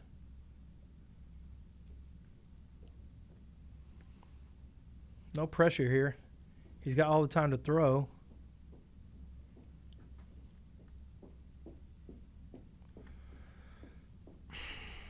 I think this is a deep ball accuracy issue here. Yeah. Well, so he was working inside the numbers and then got forced outside the numbers. Okay, see, that's why you watch tape. That actually is where if he doesn't get rerouted wide of the numbers, that's probably where he's supposed to be. So that's actually, I'm not going to kill him for that because that's probably where 3 was supposed to be if he didn't get rerouted. All right, I'm done watching that kind of stuff. So that's passing map. And then, I can take a look at how he throws behind the line of scrimmage. Let's see how many of his throws were behind the line of scrimmage. Will Levis had about 24% of his throws were behind the line of scrimmage. That's a lot, little sideways hitches. Let's see how many of Bryce's were. 68. And Bill O'Brien doesn't run that kind of offense, so, and we don't frankly want to, it doesn't really tell you anything. So only 14.9% of the throws were hitch throws or swing passes. All right, so now let's go to this next little tool. You guys will like this one. This is first thing we're going to do is take a look at his career interceptions. I've got about 2 years worth of tape on here. I got a couple games that are missing, but he's thrown 12 interceptions. Now we already see he takes care of the ball. Like he's not. We saw him not take care of it a while ago, but in general, he's not looking to tempt fate. And I think it's because he knows he doesn't have the arm to do it. And that's fine. Know your weaknesses. Joe Burrow is the same way.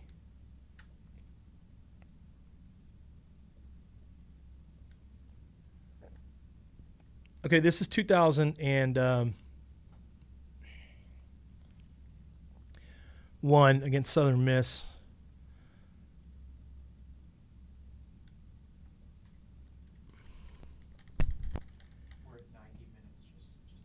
Oh, 90 minutes? Okay. I'll try to speed this up a little bit, boys. I'll try to stop talking so much. Sorry. Oh, they love it. Why is this an interception?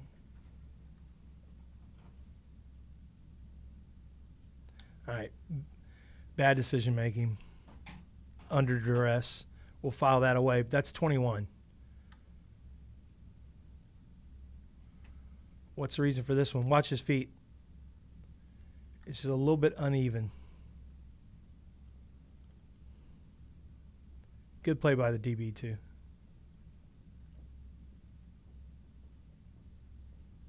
We're trying to find out why he's throwing interceptions. This is 3rd and 13. And it's last year. I can tell you why here. Watch his feet.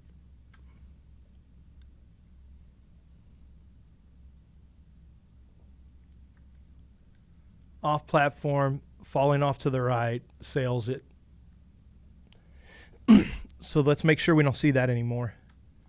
This is a Cincinnati game.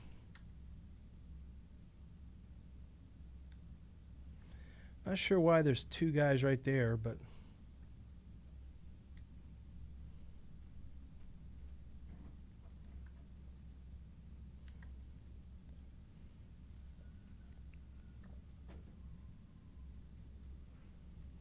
okay. So he's willing to wait for a man to be in his face to throw, but the problem with that is you just don't want to do this. There's a little, he goes, drops it down a little bit, and this is a really hard throw to make. Like, that's one where you probably want to throw it down at somebody's feet. Instead, it was a turnover. Bad decision. Here's our 2022 interceptions. Let's see how different they look. If any of them maybe weren't his fault. Oh, yeah, we looked at this play earlier. He had a throw that he could have made previously, and then he didn't have enough gas on this throw. That guy should never make the interception. RPO. Into the window. We're going to try to paint between the... We're going to try to paint. Throws it high, and then, of course, should have been a catch, but how quick, what's his footwork like and his hand quickness? Okay, ball comes out. RPO, ball comes out sloppy sometimes. You don't get a good grip. Placement not great.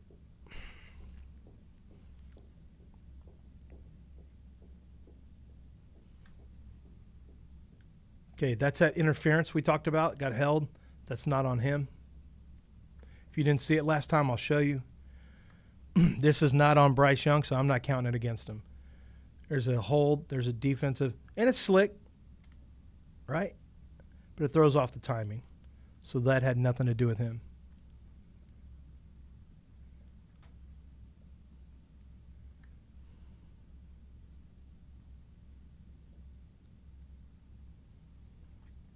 So this is where he's got to be decisive. Run.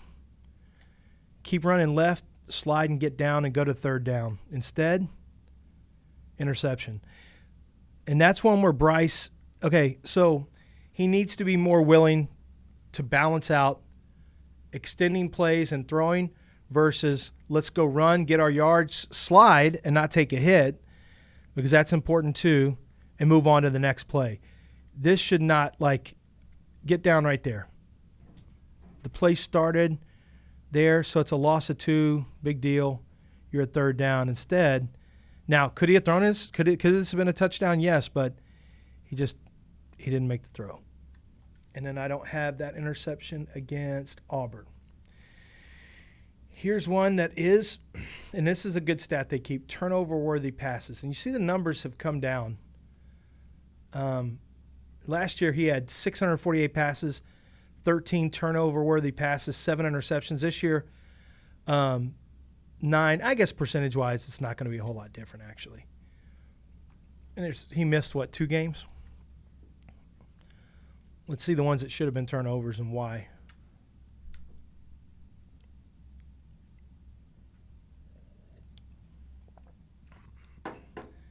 Extending play unnecessarily. There's a man right there underneath. If you're getting through your reads, you get to him, your progression's right there. Boom, throw.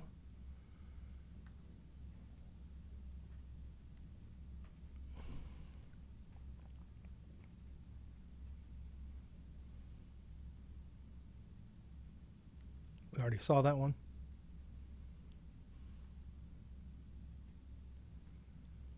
We saw this one already twice.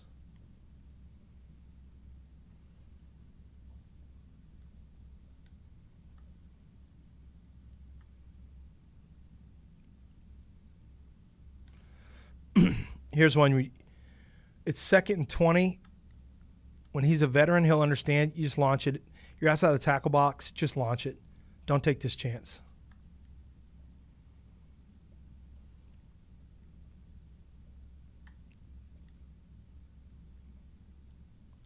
You see, now, I've got throws with Anthony Richardson throws this, and it's a laser.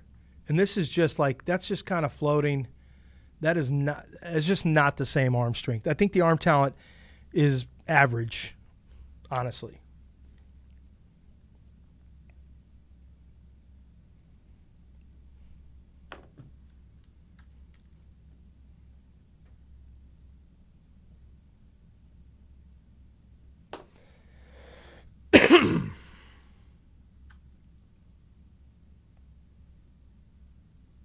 Is that throw in the end zone? We looked at it. I'm just trying to speed the process up a little bit.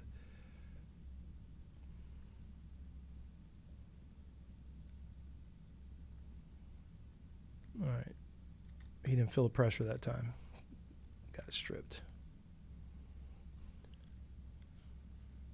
We've already seen this one.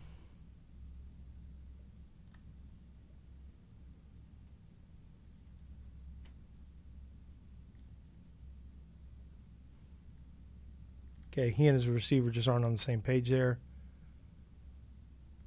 I think that's it. That's not that many. Okay, we're going to get to his touchdowns. Once again, off camera, I'll be looking at 2021 too, but for the sake of this, because we've been going for a while, we're just going to look at this year's.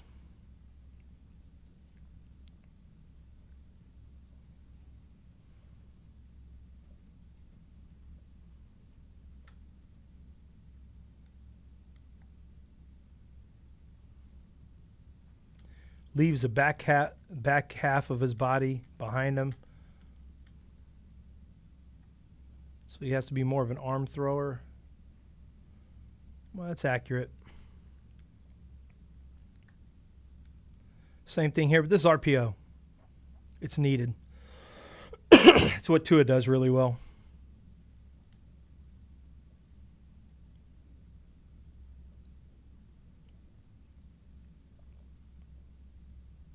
How many touchdowns do you have against Utah State? My gosh. All right, is there any way he could have beat them quickly? Reading this all-out blitz is a total overload. Nah, nothing he could do.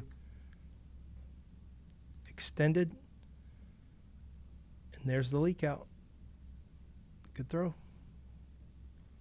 Good poise.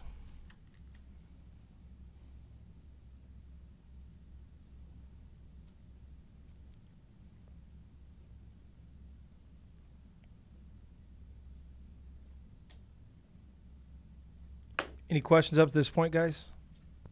We've had several asking if you had any more plans to do any more of these tape breakdowns for the other quarterbacks or any other players in the draft. I might. It won't be as extensive, but yeah, I might do something like this. We'll see. I don't have a problem with it. I have a deadline of players to finish, so I have to write Bryce Young. This is all going into my NFL.com grade. So all this work I'm doing right now with you guys live, I'm just taking you into the process that I go through.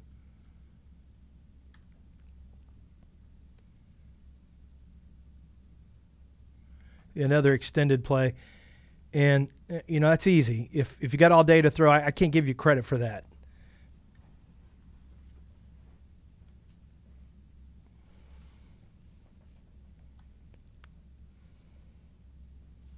That's the one where he's got to throw it sooner.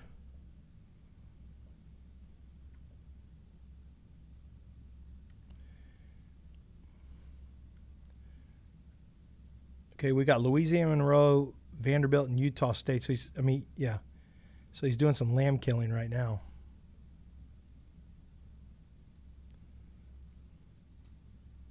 Same thing that we've seen with other deep balls. A little too flat. It's called play. Yep. Low two. Immediately blocks call play.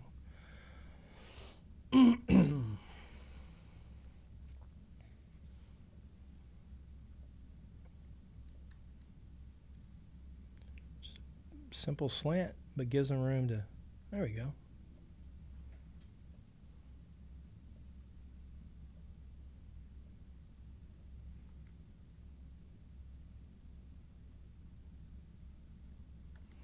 Okay, I like this. Watch him change his arm slot a little bit to fit it into that little window. It's a little thing, but it's a big thing.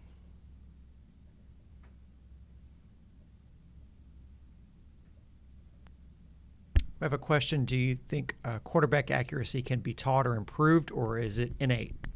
It's typically innate, but there are some like footwork things that can be changed. There's some mechanics, some quarterback, guys who are quarterback teachers, for the draft process. I've talked to them about this, and there are corrections that can be made, but a fundamentally inaccurate passer is typically a wild pitcher can tighten things up from a mechanic standpoint, but they're typically going to be a little more wild, and an accurate one will be accurate.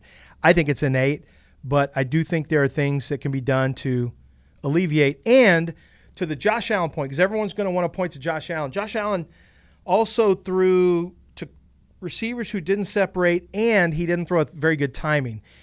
If that's the case, then you throw more contested catches, a high number of contested catches, and you're going to have a lower completion percentage. When I'm looking at accuracy, I want to see, are you putting it on frame or near the frame for guys to have chances to make the catch? If you're a buckshot accuracy guy, then that's not going to change. Like, you're going to be inaccurate. So there is different types of quote-unquote accuracy issues. That's why you have to watch tape to find out what are the issues. With Josh Allen, a better, throwing with a little better timing and some better receivers made a huge difference. But if it's fundamentally a flaw in his mechanics or footwork or whatever, yeah, it can be corrected, but some of it's muscle memory, and it's much harder than you think. We've seen this play.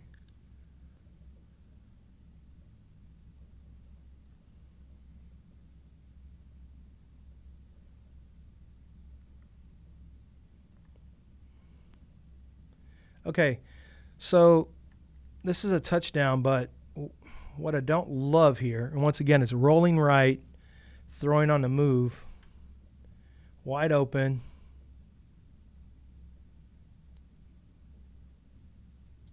It's all right. Made him work a little bit more than he needed to, but that's fine.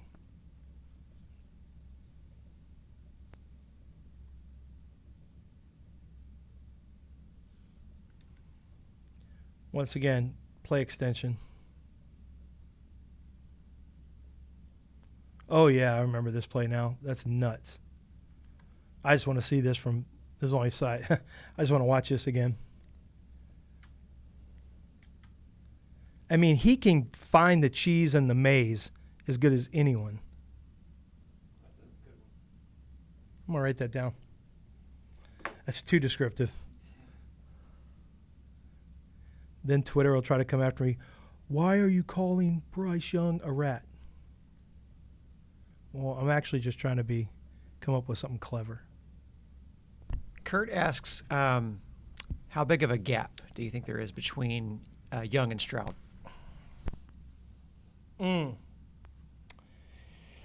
Based on what I'm seeing right now, my guess is going to be about the same gap between I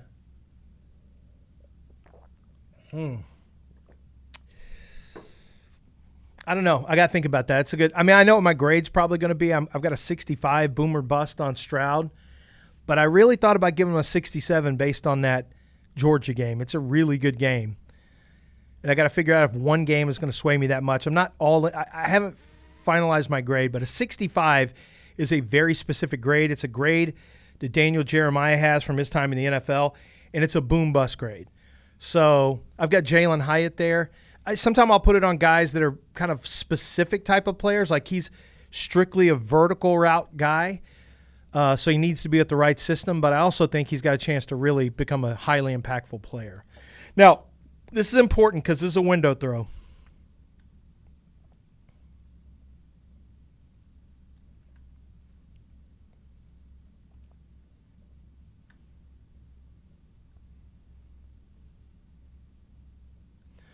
So his operation time isn't like he's not necessarily twitchy.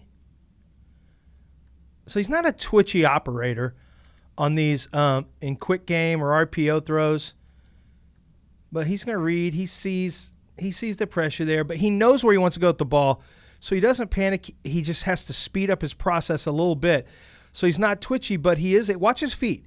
He's able to get, he doesn't panic. He gets to his, watch him reset his feet, gets to his platform,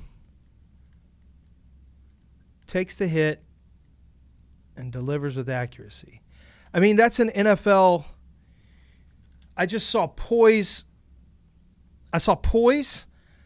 I saw ability to get to his platform under some duress. I saw ability to make a window throw with accuracy. I mean, it's funny, but you see these little things that can have a big impact on, you know, how you view a quarterback, especially if it's something that you recognize from NFL games. Like, that's something you have to do in NFL games. That's no big deal. Although, actually, I take this back. This is not bad because watch him, a little touch. He recognizes there's coverage underneath. He's going to drop it over the top where only his receiver can get it. So you might think it's a dangerous throw, but I see this as a placement throw.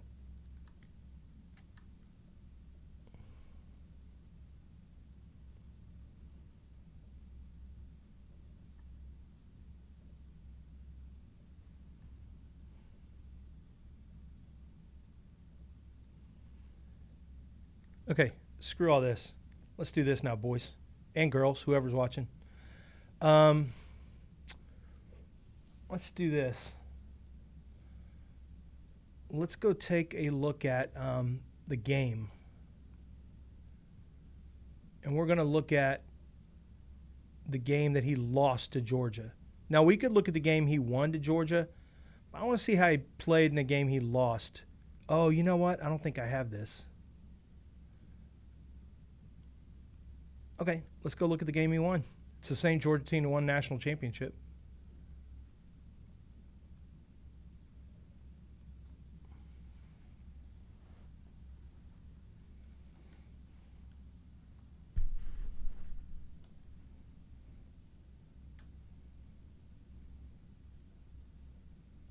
I'm going to go through things I don't care about. I'm zipping through.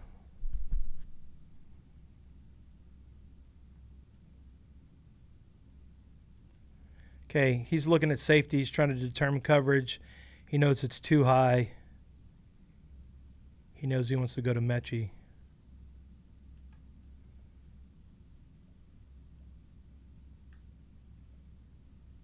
Remember, every one of those guys on the defensive line, well, 4 is going to get drafted this year.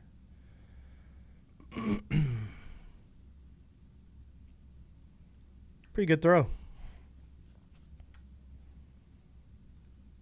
Incomplete to okay.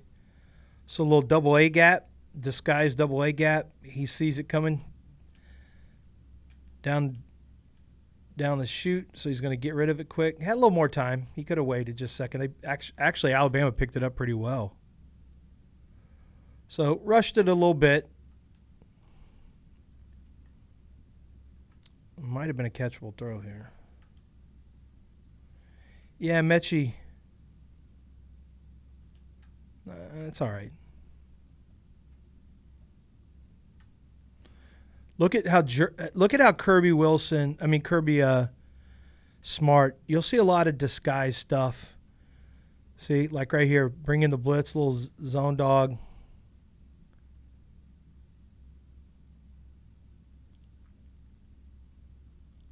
So this is just where he was going with it anyway. Accurate. I call it everyday accuracy. How do you throw to a man who's wide open?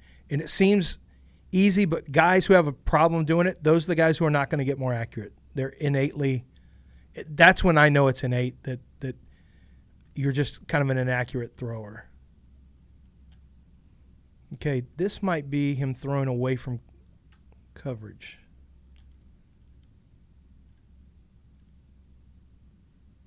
Yep. I could be wrong, but I think this is throwing the guy not necessarily open, but away from coverage. That's what ends up happening.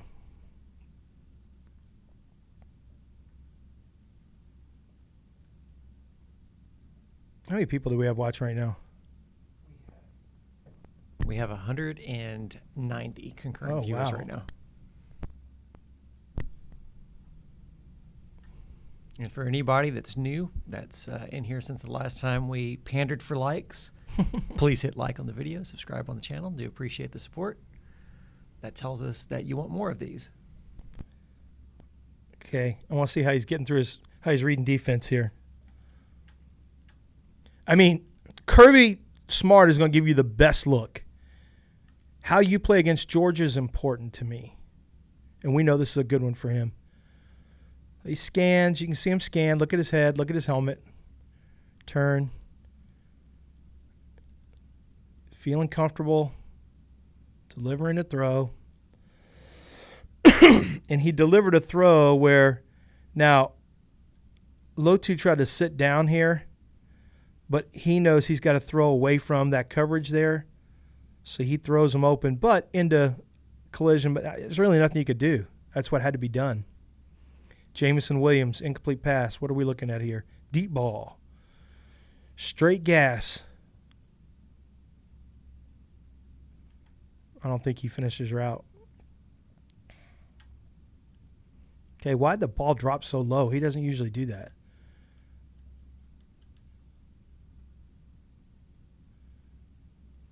You know, he's got a compact release, but I also think that maybe takes away some of the power. And you'll see he stays back. He doesn't really step forward and drive through it. Comes with a little more. Now, that's more trajectory that we're seeing than this year. So I'm curious if he made a change intentionally. Now, if Jamison just keeps running and he doesn't stop, that would have been a touchdown. So that's all on Jamison Williams. That was a good throw. All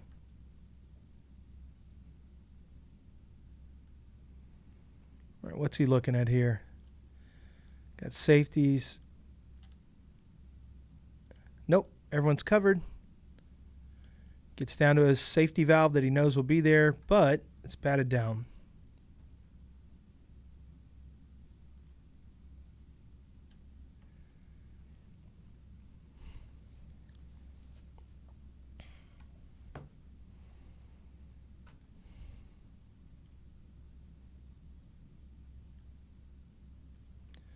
We don't need all those chops. Just run the route. Because he's already closing in on you, so he's going to try to throw a tight window throw here. Ooh.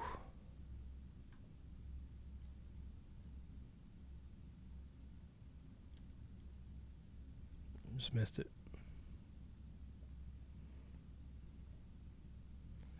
Okay. Arm talent. So his arm is very average. He does have arm talent, though. There is a difference. You wish he would have completed that. Would have been nice. CJ asks an interesting question here. Who was a QB eval that you feel like you missed on in the past? Josh Allen. Too low on Josh Allen.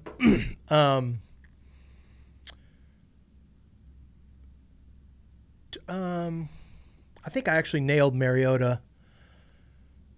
I typically don't have quarterbacks at the top of my draft board, and that's typically been the way it's been. But Josh Allen was a miss. My write-up for Lamar Jackson is one of my most proud write-ups. I think I absolutely said, I think my grade was too low on him, but my evaluation was dead on. I missed on, Nathan Peterman, but no one cares about that. Oh, Pat Mahomes. That's a great one. I missed on Pat Mahomes. I worried too much, and that was the third year I was doing this. 15, 16, 17, yeah. I worried too much about Pat Mahomes's I worried too much about his turnovers or throwing off platform, making dangerous throws, being too much of a gunslinger. And what I didn't do is, and by the way, when you miss, humble yourself, admit you missed. Who cares? Everyone misses. The important thing is, why did you miss? Well, I missed Pat Mahomes because I didn't focus on what he could do. I focused on not what he couldn't do, but what bothered me on tape. Turnovers, throwing off platform.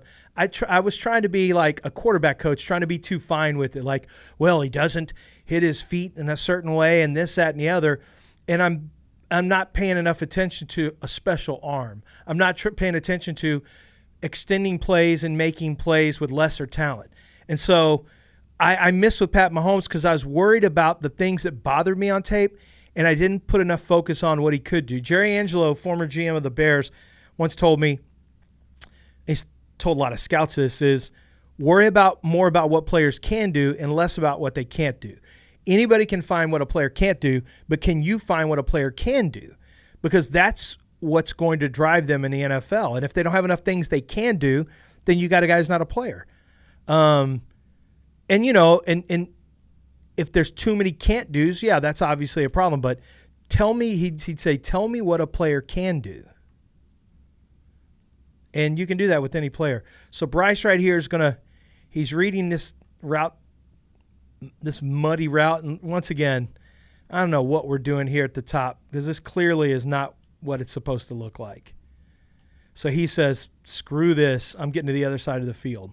So he goes from the right side of the field. Routes are screwed up here. So he's like, okay, let's go back. That's covered. Go all the way across the field. Boom. So he went read one. So he's going to go scan from right to left. Full field read. Dumps it to his safety valve. So we've established he can do that. There's no question. Now this is, I'm not sure what this coverage is. This is just blown coverage. Just want to make sure he delivers it on time. He sees it, eyes light up, and it's accurate, and then that's a wrap. Jamison Williams.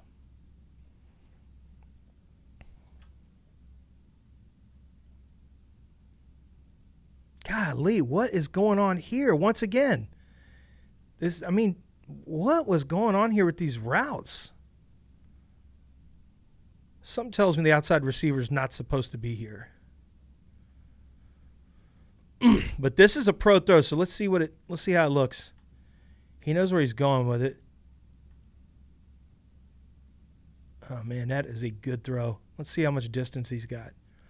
And it's across the field, so it's a field side throw. So he's going full field side throw from the hash. Field side throw means, so at the hash, a boundary throw is if he were to throw to the other side, that's boundary, the close throw from one hash. If you're throwing across the field from one hash all the way across the other hash to the deeper, to the wider side of the field, that's a field throw. Which in college hashes are wider. In the NFL, they're more narrow. So it doesn't, we talk about field side throws, field corners, boundary corners. You hear that a lot more in college. So, that's a full-on. He's throwing from where? Well, that's going to be about a 50-some-odd yard throw, 55-yard throw probably. Love it. So one thing I'm going to make note of right now is through with better, and you'll see it on my write-up, through with better, with more consistent deep ball trajectory in 2021. And I'm going to go prove that later. I'll look and make sure that's accurate on some deep ball throws. And frankly, if I wanted to, I could just go to the stats and go find them right now. And that's what I would do if you guys weren't watching. I would go see if I could prove that to be true. But I'm going to write that down and see if it's true. This is nothing. Okay, what I want to see here is he delivering it where the guy can easily catch and run? Yep.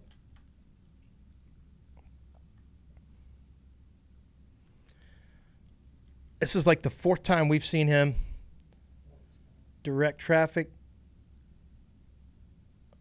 But also he's holding it. So let's see if, 2nd and 9. Let's see if he could have worked on schedule. So he's reading from the bottom here. So what's he looking at here?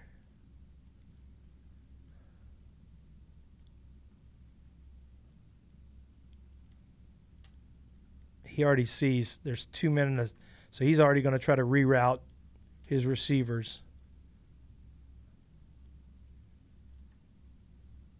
Oh, man, look at that. He's going to reroute. Now, he's got lots of time, so if you can protect him, he can completely – I'm going to put this –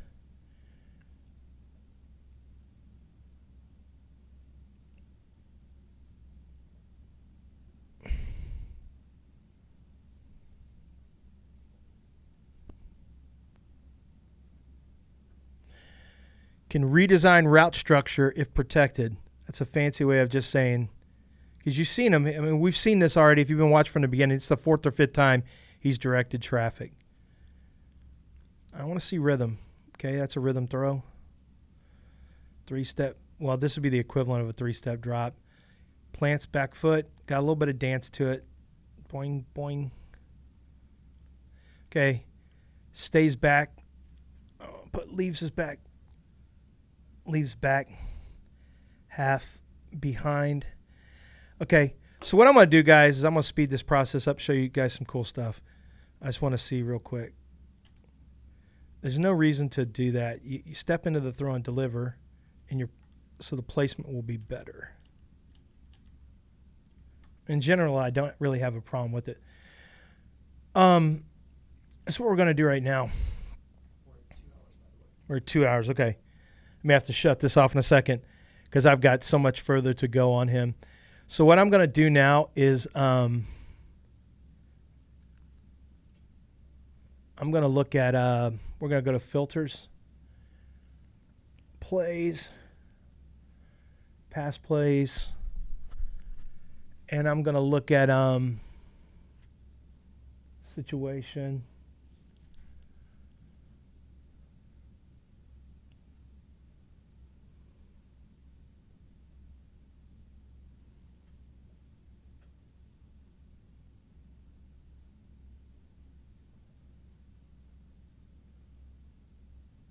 Red zone. And now we'll go to filter. 272 passes in the red zone. Holy crap, that's too much. All right, I'm going to take that filter off. Let's do this.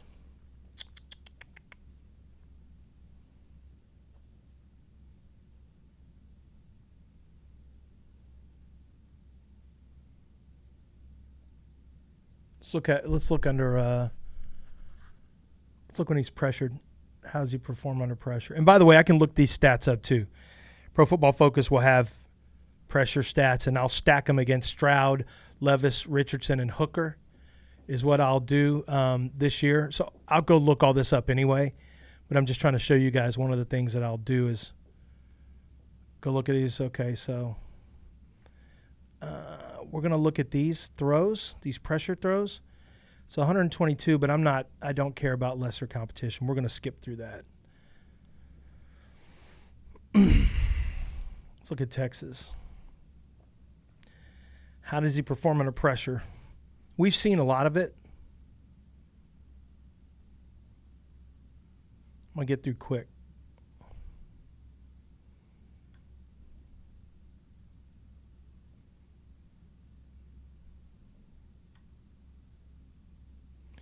He allowed there to be pressure here. Now, if he starts to run, he puts stress on that outside, that linebacker or safety, whatever that is. If he starts to run, he puts stress, and he gives his safety a chance, or he gives his tight end a chance to get open.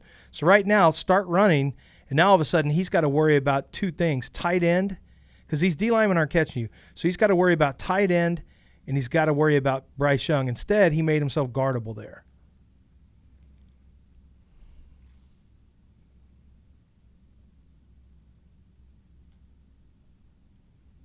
Clear out routes. Delivers in the face of pressure.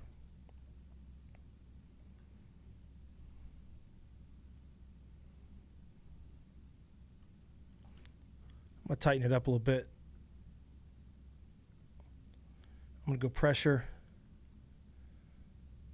And I'm going to go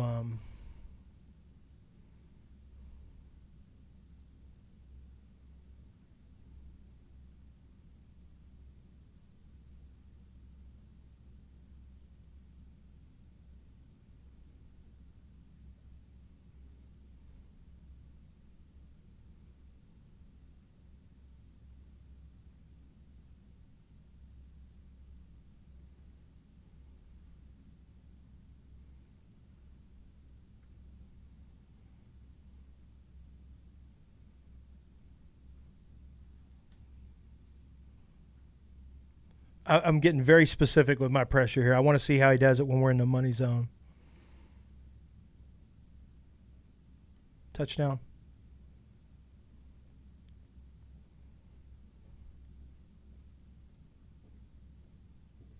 Touchdown.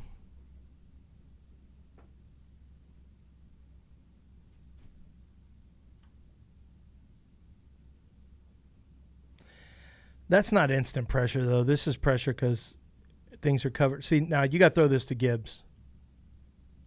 Cut it loose. Don't be afraid to cut it loose.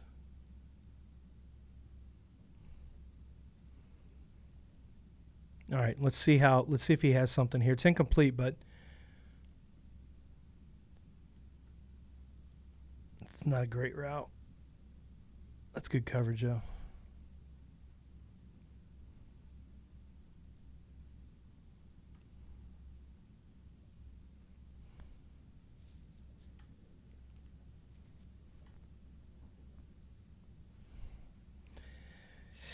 I need to go check how many passes got batted down.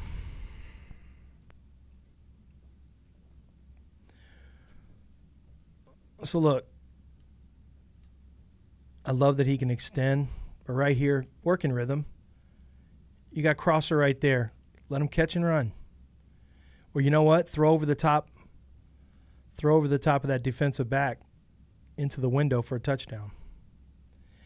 See, there's no reason to there's just no reason to bail out of this. Stay in rhythm, snap, and start chopping them up. That's unnecessary on this particular play. And coaches can work on that, by the way. They can. Ben Roethlisberger used to do stuff like this all the time, and Todd Haley really changed him. Ben did not go quietly into that good night, though. We've already seen this play where he throws a dangerous pass.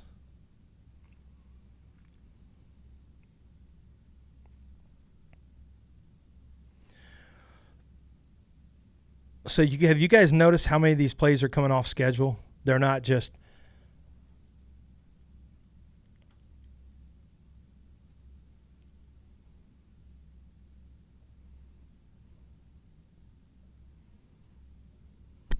Someone wants to know, what do good quarterback fundamentals look like?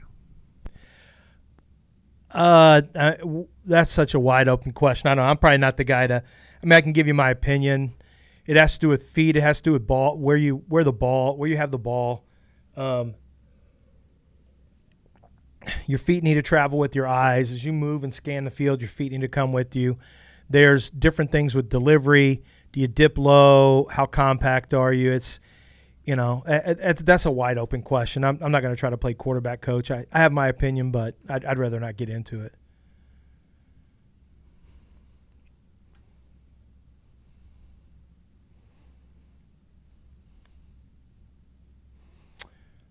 So he's clearly going one direction, I think, with this one. Threw it too high. Come on, work in rhythm. You see that heat? Really nothing he could do there except elude and try to make a play, and he made a play.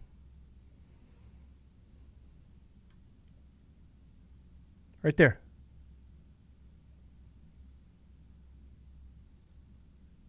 No, it's a pick play.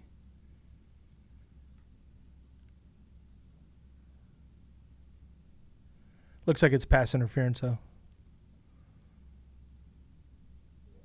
Yep.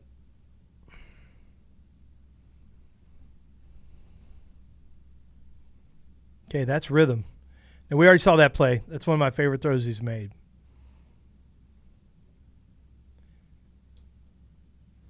And you know what? Even though he drifts out of the pocket, I would tell you that he throws in rhythm here.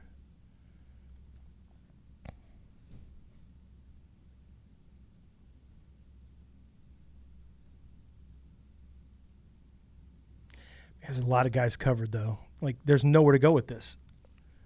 And there's nowhere to go, but watch what happens. Oh, I remember this play.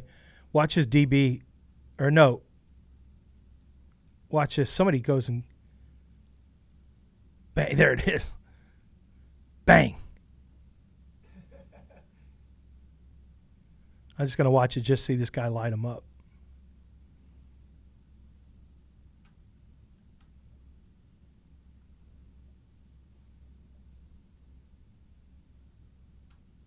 Okay, you see a pressure look. Get it out. No, that's a receiver's fault. He did get it out, and it was away from the defender. I'm fine with that.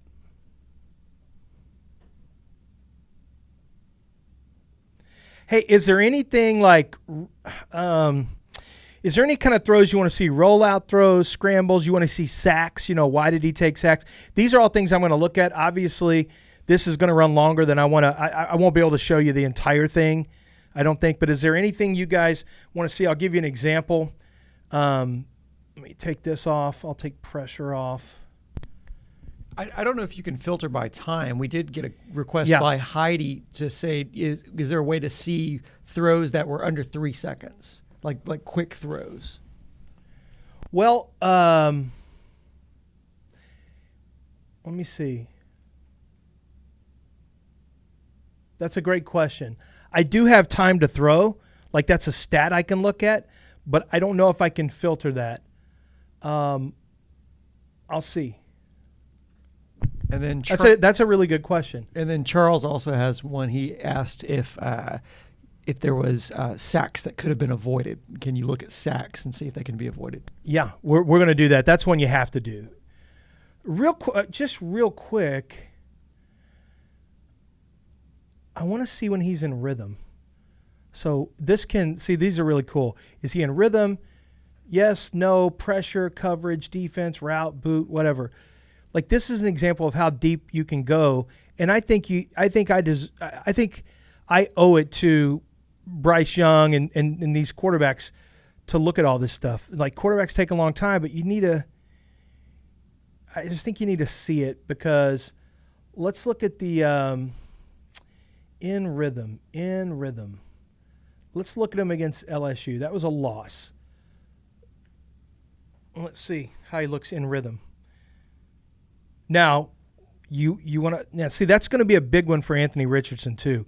How does he throw in rhythm? And I thought he actually threw okay in rhythm. Good throw in rhythm. Right now we're just looking, is he accurate? Yes, that's wide open. And I'm not interested in what his reads are. I just want to see, does he throw accurately in rhythm?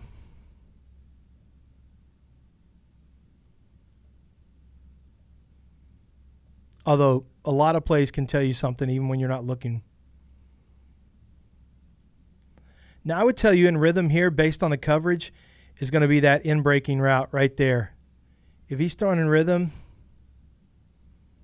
he chose the other one, which is, I guess it's fine since it goes for 65 yards. Wow, somebody caught Gibbs? Oh, no, that was McClellan. So that throw, but you know what? He was looking for this matchup anyway. And that's fine. Have a pre-snap plan. I don't mind that. I'd much rather, if you're thinking too much after the snap, you're not going to be reactive. And if you do have a pre-snap plan, Joe Burrow was really good at that. He had a very good idea about where he wanted to go with the ball because of the coverage. And that's why I like seeing quarterbacks throw in rhythm, because it tells you who they are if things are typically optimal. Are they accurate? Do they throw with placement?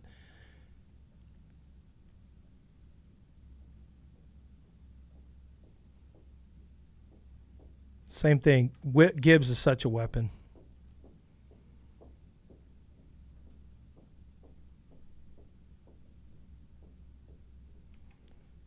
How many reads did he get through here?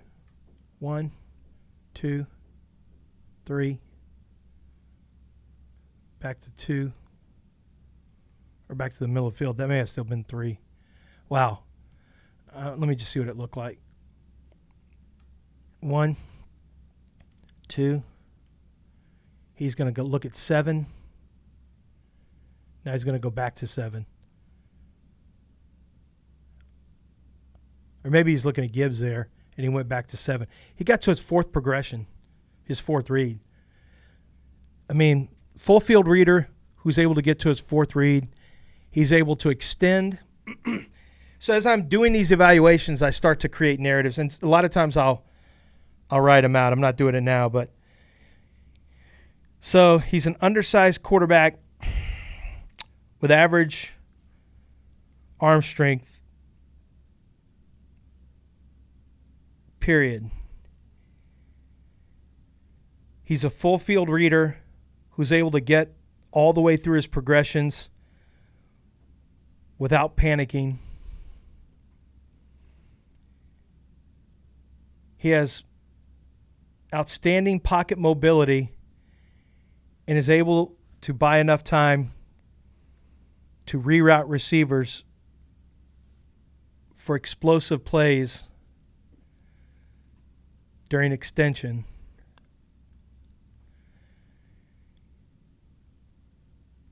He's inconsistent. He's inconsistent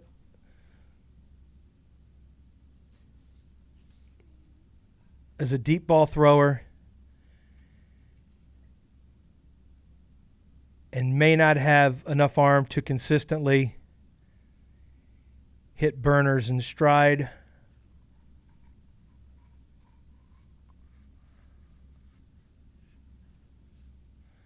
He's tough, sees pressure, and refuses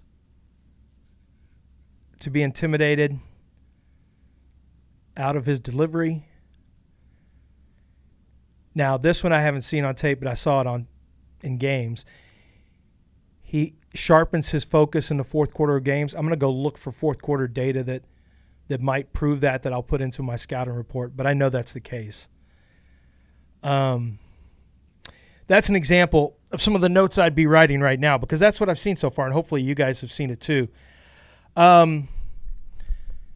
Let's look at sacks, and then I'm going to shut it down. I still have a lot more work to do with him. I didn't realize it was going to take this long, but I really appreciate you guys staying with me, and I hope this is really cool for you that you get a chance to see some things you didn't get to see. Worst case scenario, you get to see throws that other people didn't get to see from different angles. All right, we're going to look at his sacks. My guess is, and I hate to have a guess because it's confirmation bias, but my guess is a lot of these sacks are going to be because Bryce is a play extender. So you have to live with some of them. That's the living with strikeouts for home run hitters type thing. Someone just wanted to know, since you talked about this taking longer than you expect, Charles asks, he says, I can see how this would be grueling. What on average, or what's the average time you would spend on non-quarterbacks? It's not as bad. Like a non-quarter, I get through a tape on Jalen Carter. I'm still not done with Jalen Carter. Oh, no, I did finish Jalen Carter. Jalen Carter took me 1 hour of tape. It took 1 hour for Jalen Carter. For a wide receiver, I'm looking at drops, contested catches, touchdowns. I want to see how they get out of their breaks. Can they work all three levels of the field? Are they tough? Are they able to slip press? How do they, what's the speed like? What's the quickness like? That sounds like a lot, but I can get to those plays very, very quickly. Offensive linemen will take me about 40 minutes. When I say that, these are my notes I write, because right now I've already written these notes and I've got a lot more. So I've written these notes right here.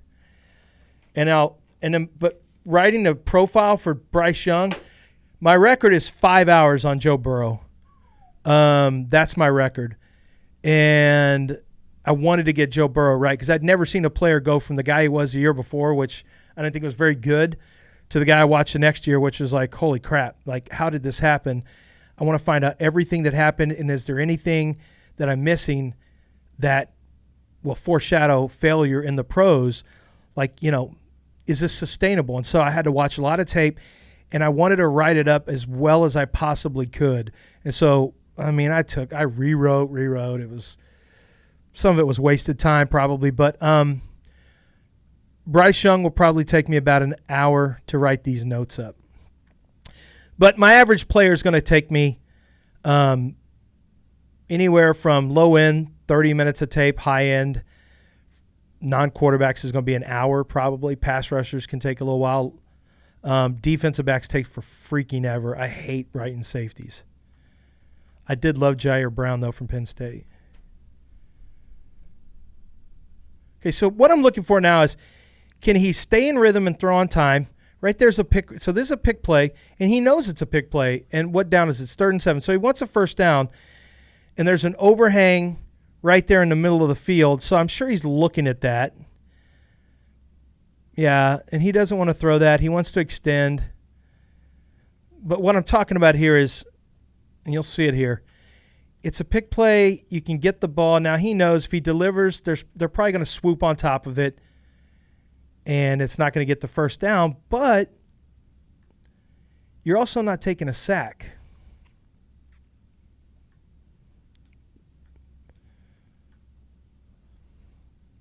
Snuck him. There's nothing there.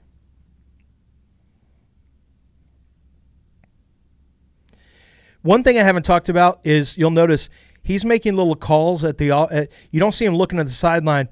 Bryce has probably worked with Bill O'Brien to get himself protected to where he'll make, he's pointing out the Mike linebacker, and every once in a while he'll step up to the offensive line. He's either checking to a play or he may be making a protection call to get himself protected. I'm going to dig around on that and see if that's what he's doing, because if he's doing that, that's really good.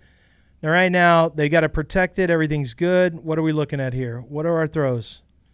There's our throw to 3. Took a long time to develop. Get out of the pocket, slide out. There's number 3, and he couldn't pull the trigger. Sometimes he will operate with a little bit of hesitation. Like right there, it's there. Throw it.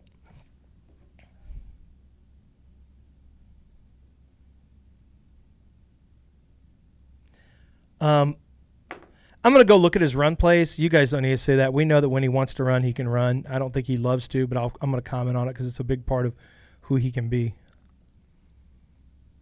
He had 19 sacks this year. There's a late end safety blitz. It's picked up. Man, look at the left guard. So these throws right here, if you know you're going to have a bunch of intermediate and long routes, then you have to know where you plan on going with the football. And right there, you see number 80, is it? The bottom hash. But there's Drew Sanders, the linebacker, in the middle of the field. I'm sure that's what he's looking at.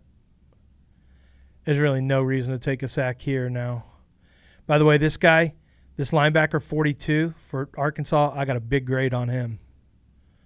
He came from Alabama. He can rush the passer. He played really well against Alabama, too. He can rush the passer. He can get tackles for loss. He's like 6'4", 233. I comped him to Tremaine Edmonds from the Buffalo Bills coming out of Virginia Tech. Let me just see if he's in the passing lane here. And even if he is, you got to make a touch throw. Manipulate him, and you could stop and throw. But don't take the sack here. That's 3rd and 6. And look where you are. That's a 30-yard line. I mean, you try to get rid of it, but it's too late. That's a 4-yard loss. So that's a bad sack. That's just a bad sack. Throw it away. If I keep seeing those, I'm going to have to write something. Especially, look at this field position. We're 1st and 10. We're at the 33. Pressure off the edge. He doesn't see it. Oh, yeah, he does. He's slick like this. Peels out, but there's too much pressure.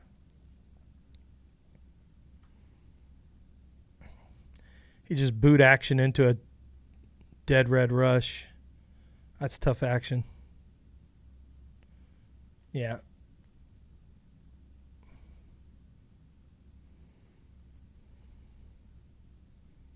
We're 2nd and 19, so he's looking to make a play here. Ooh, good reroute. Look at this. Bang! So he's eliminated that receiver. Tyler Steen getting beat because he's not. All right, now we're going to look at offensive line. I'm sorry. Tyler Steen, the left guard right here, came from Vanderbilt. Rare that you see Vanderbilt to Alabama transfer. So right here, you should be fine. But watch, he's kind of stiff-kneed, and you got to keep sliding, and he's holding. He's holding. He stops moving his feet properly, and the power plays through him. Randy Charlton, I think his name is. Okay, we're 3rd and 5 here. Basically 3rd and goal. And Harold Perkins, who is a mother, is coming. Perk's coming. Just spied him the whole game. What I want to see is there a way to beat somebody quick? You got the tight end there. You got a lot of guys in coverage, a lot of windows closed. Not really anything you can do. Tried to juke him and make a play. Perkins just too good.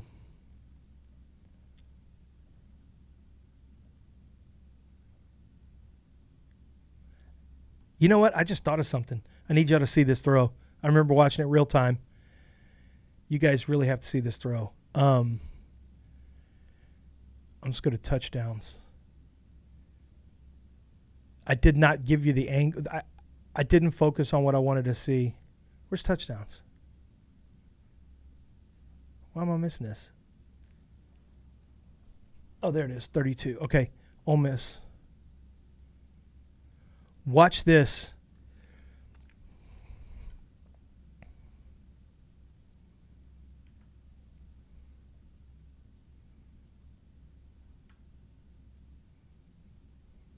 See if this is it. Nope. Okay, it's this one. Watch this touchdown. Watch what he does.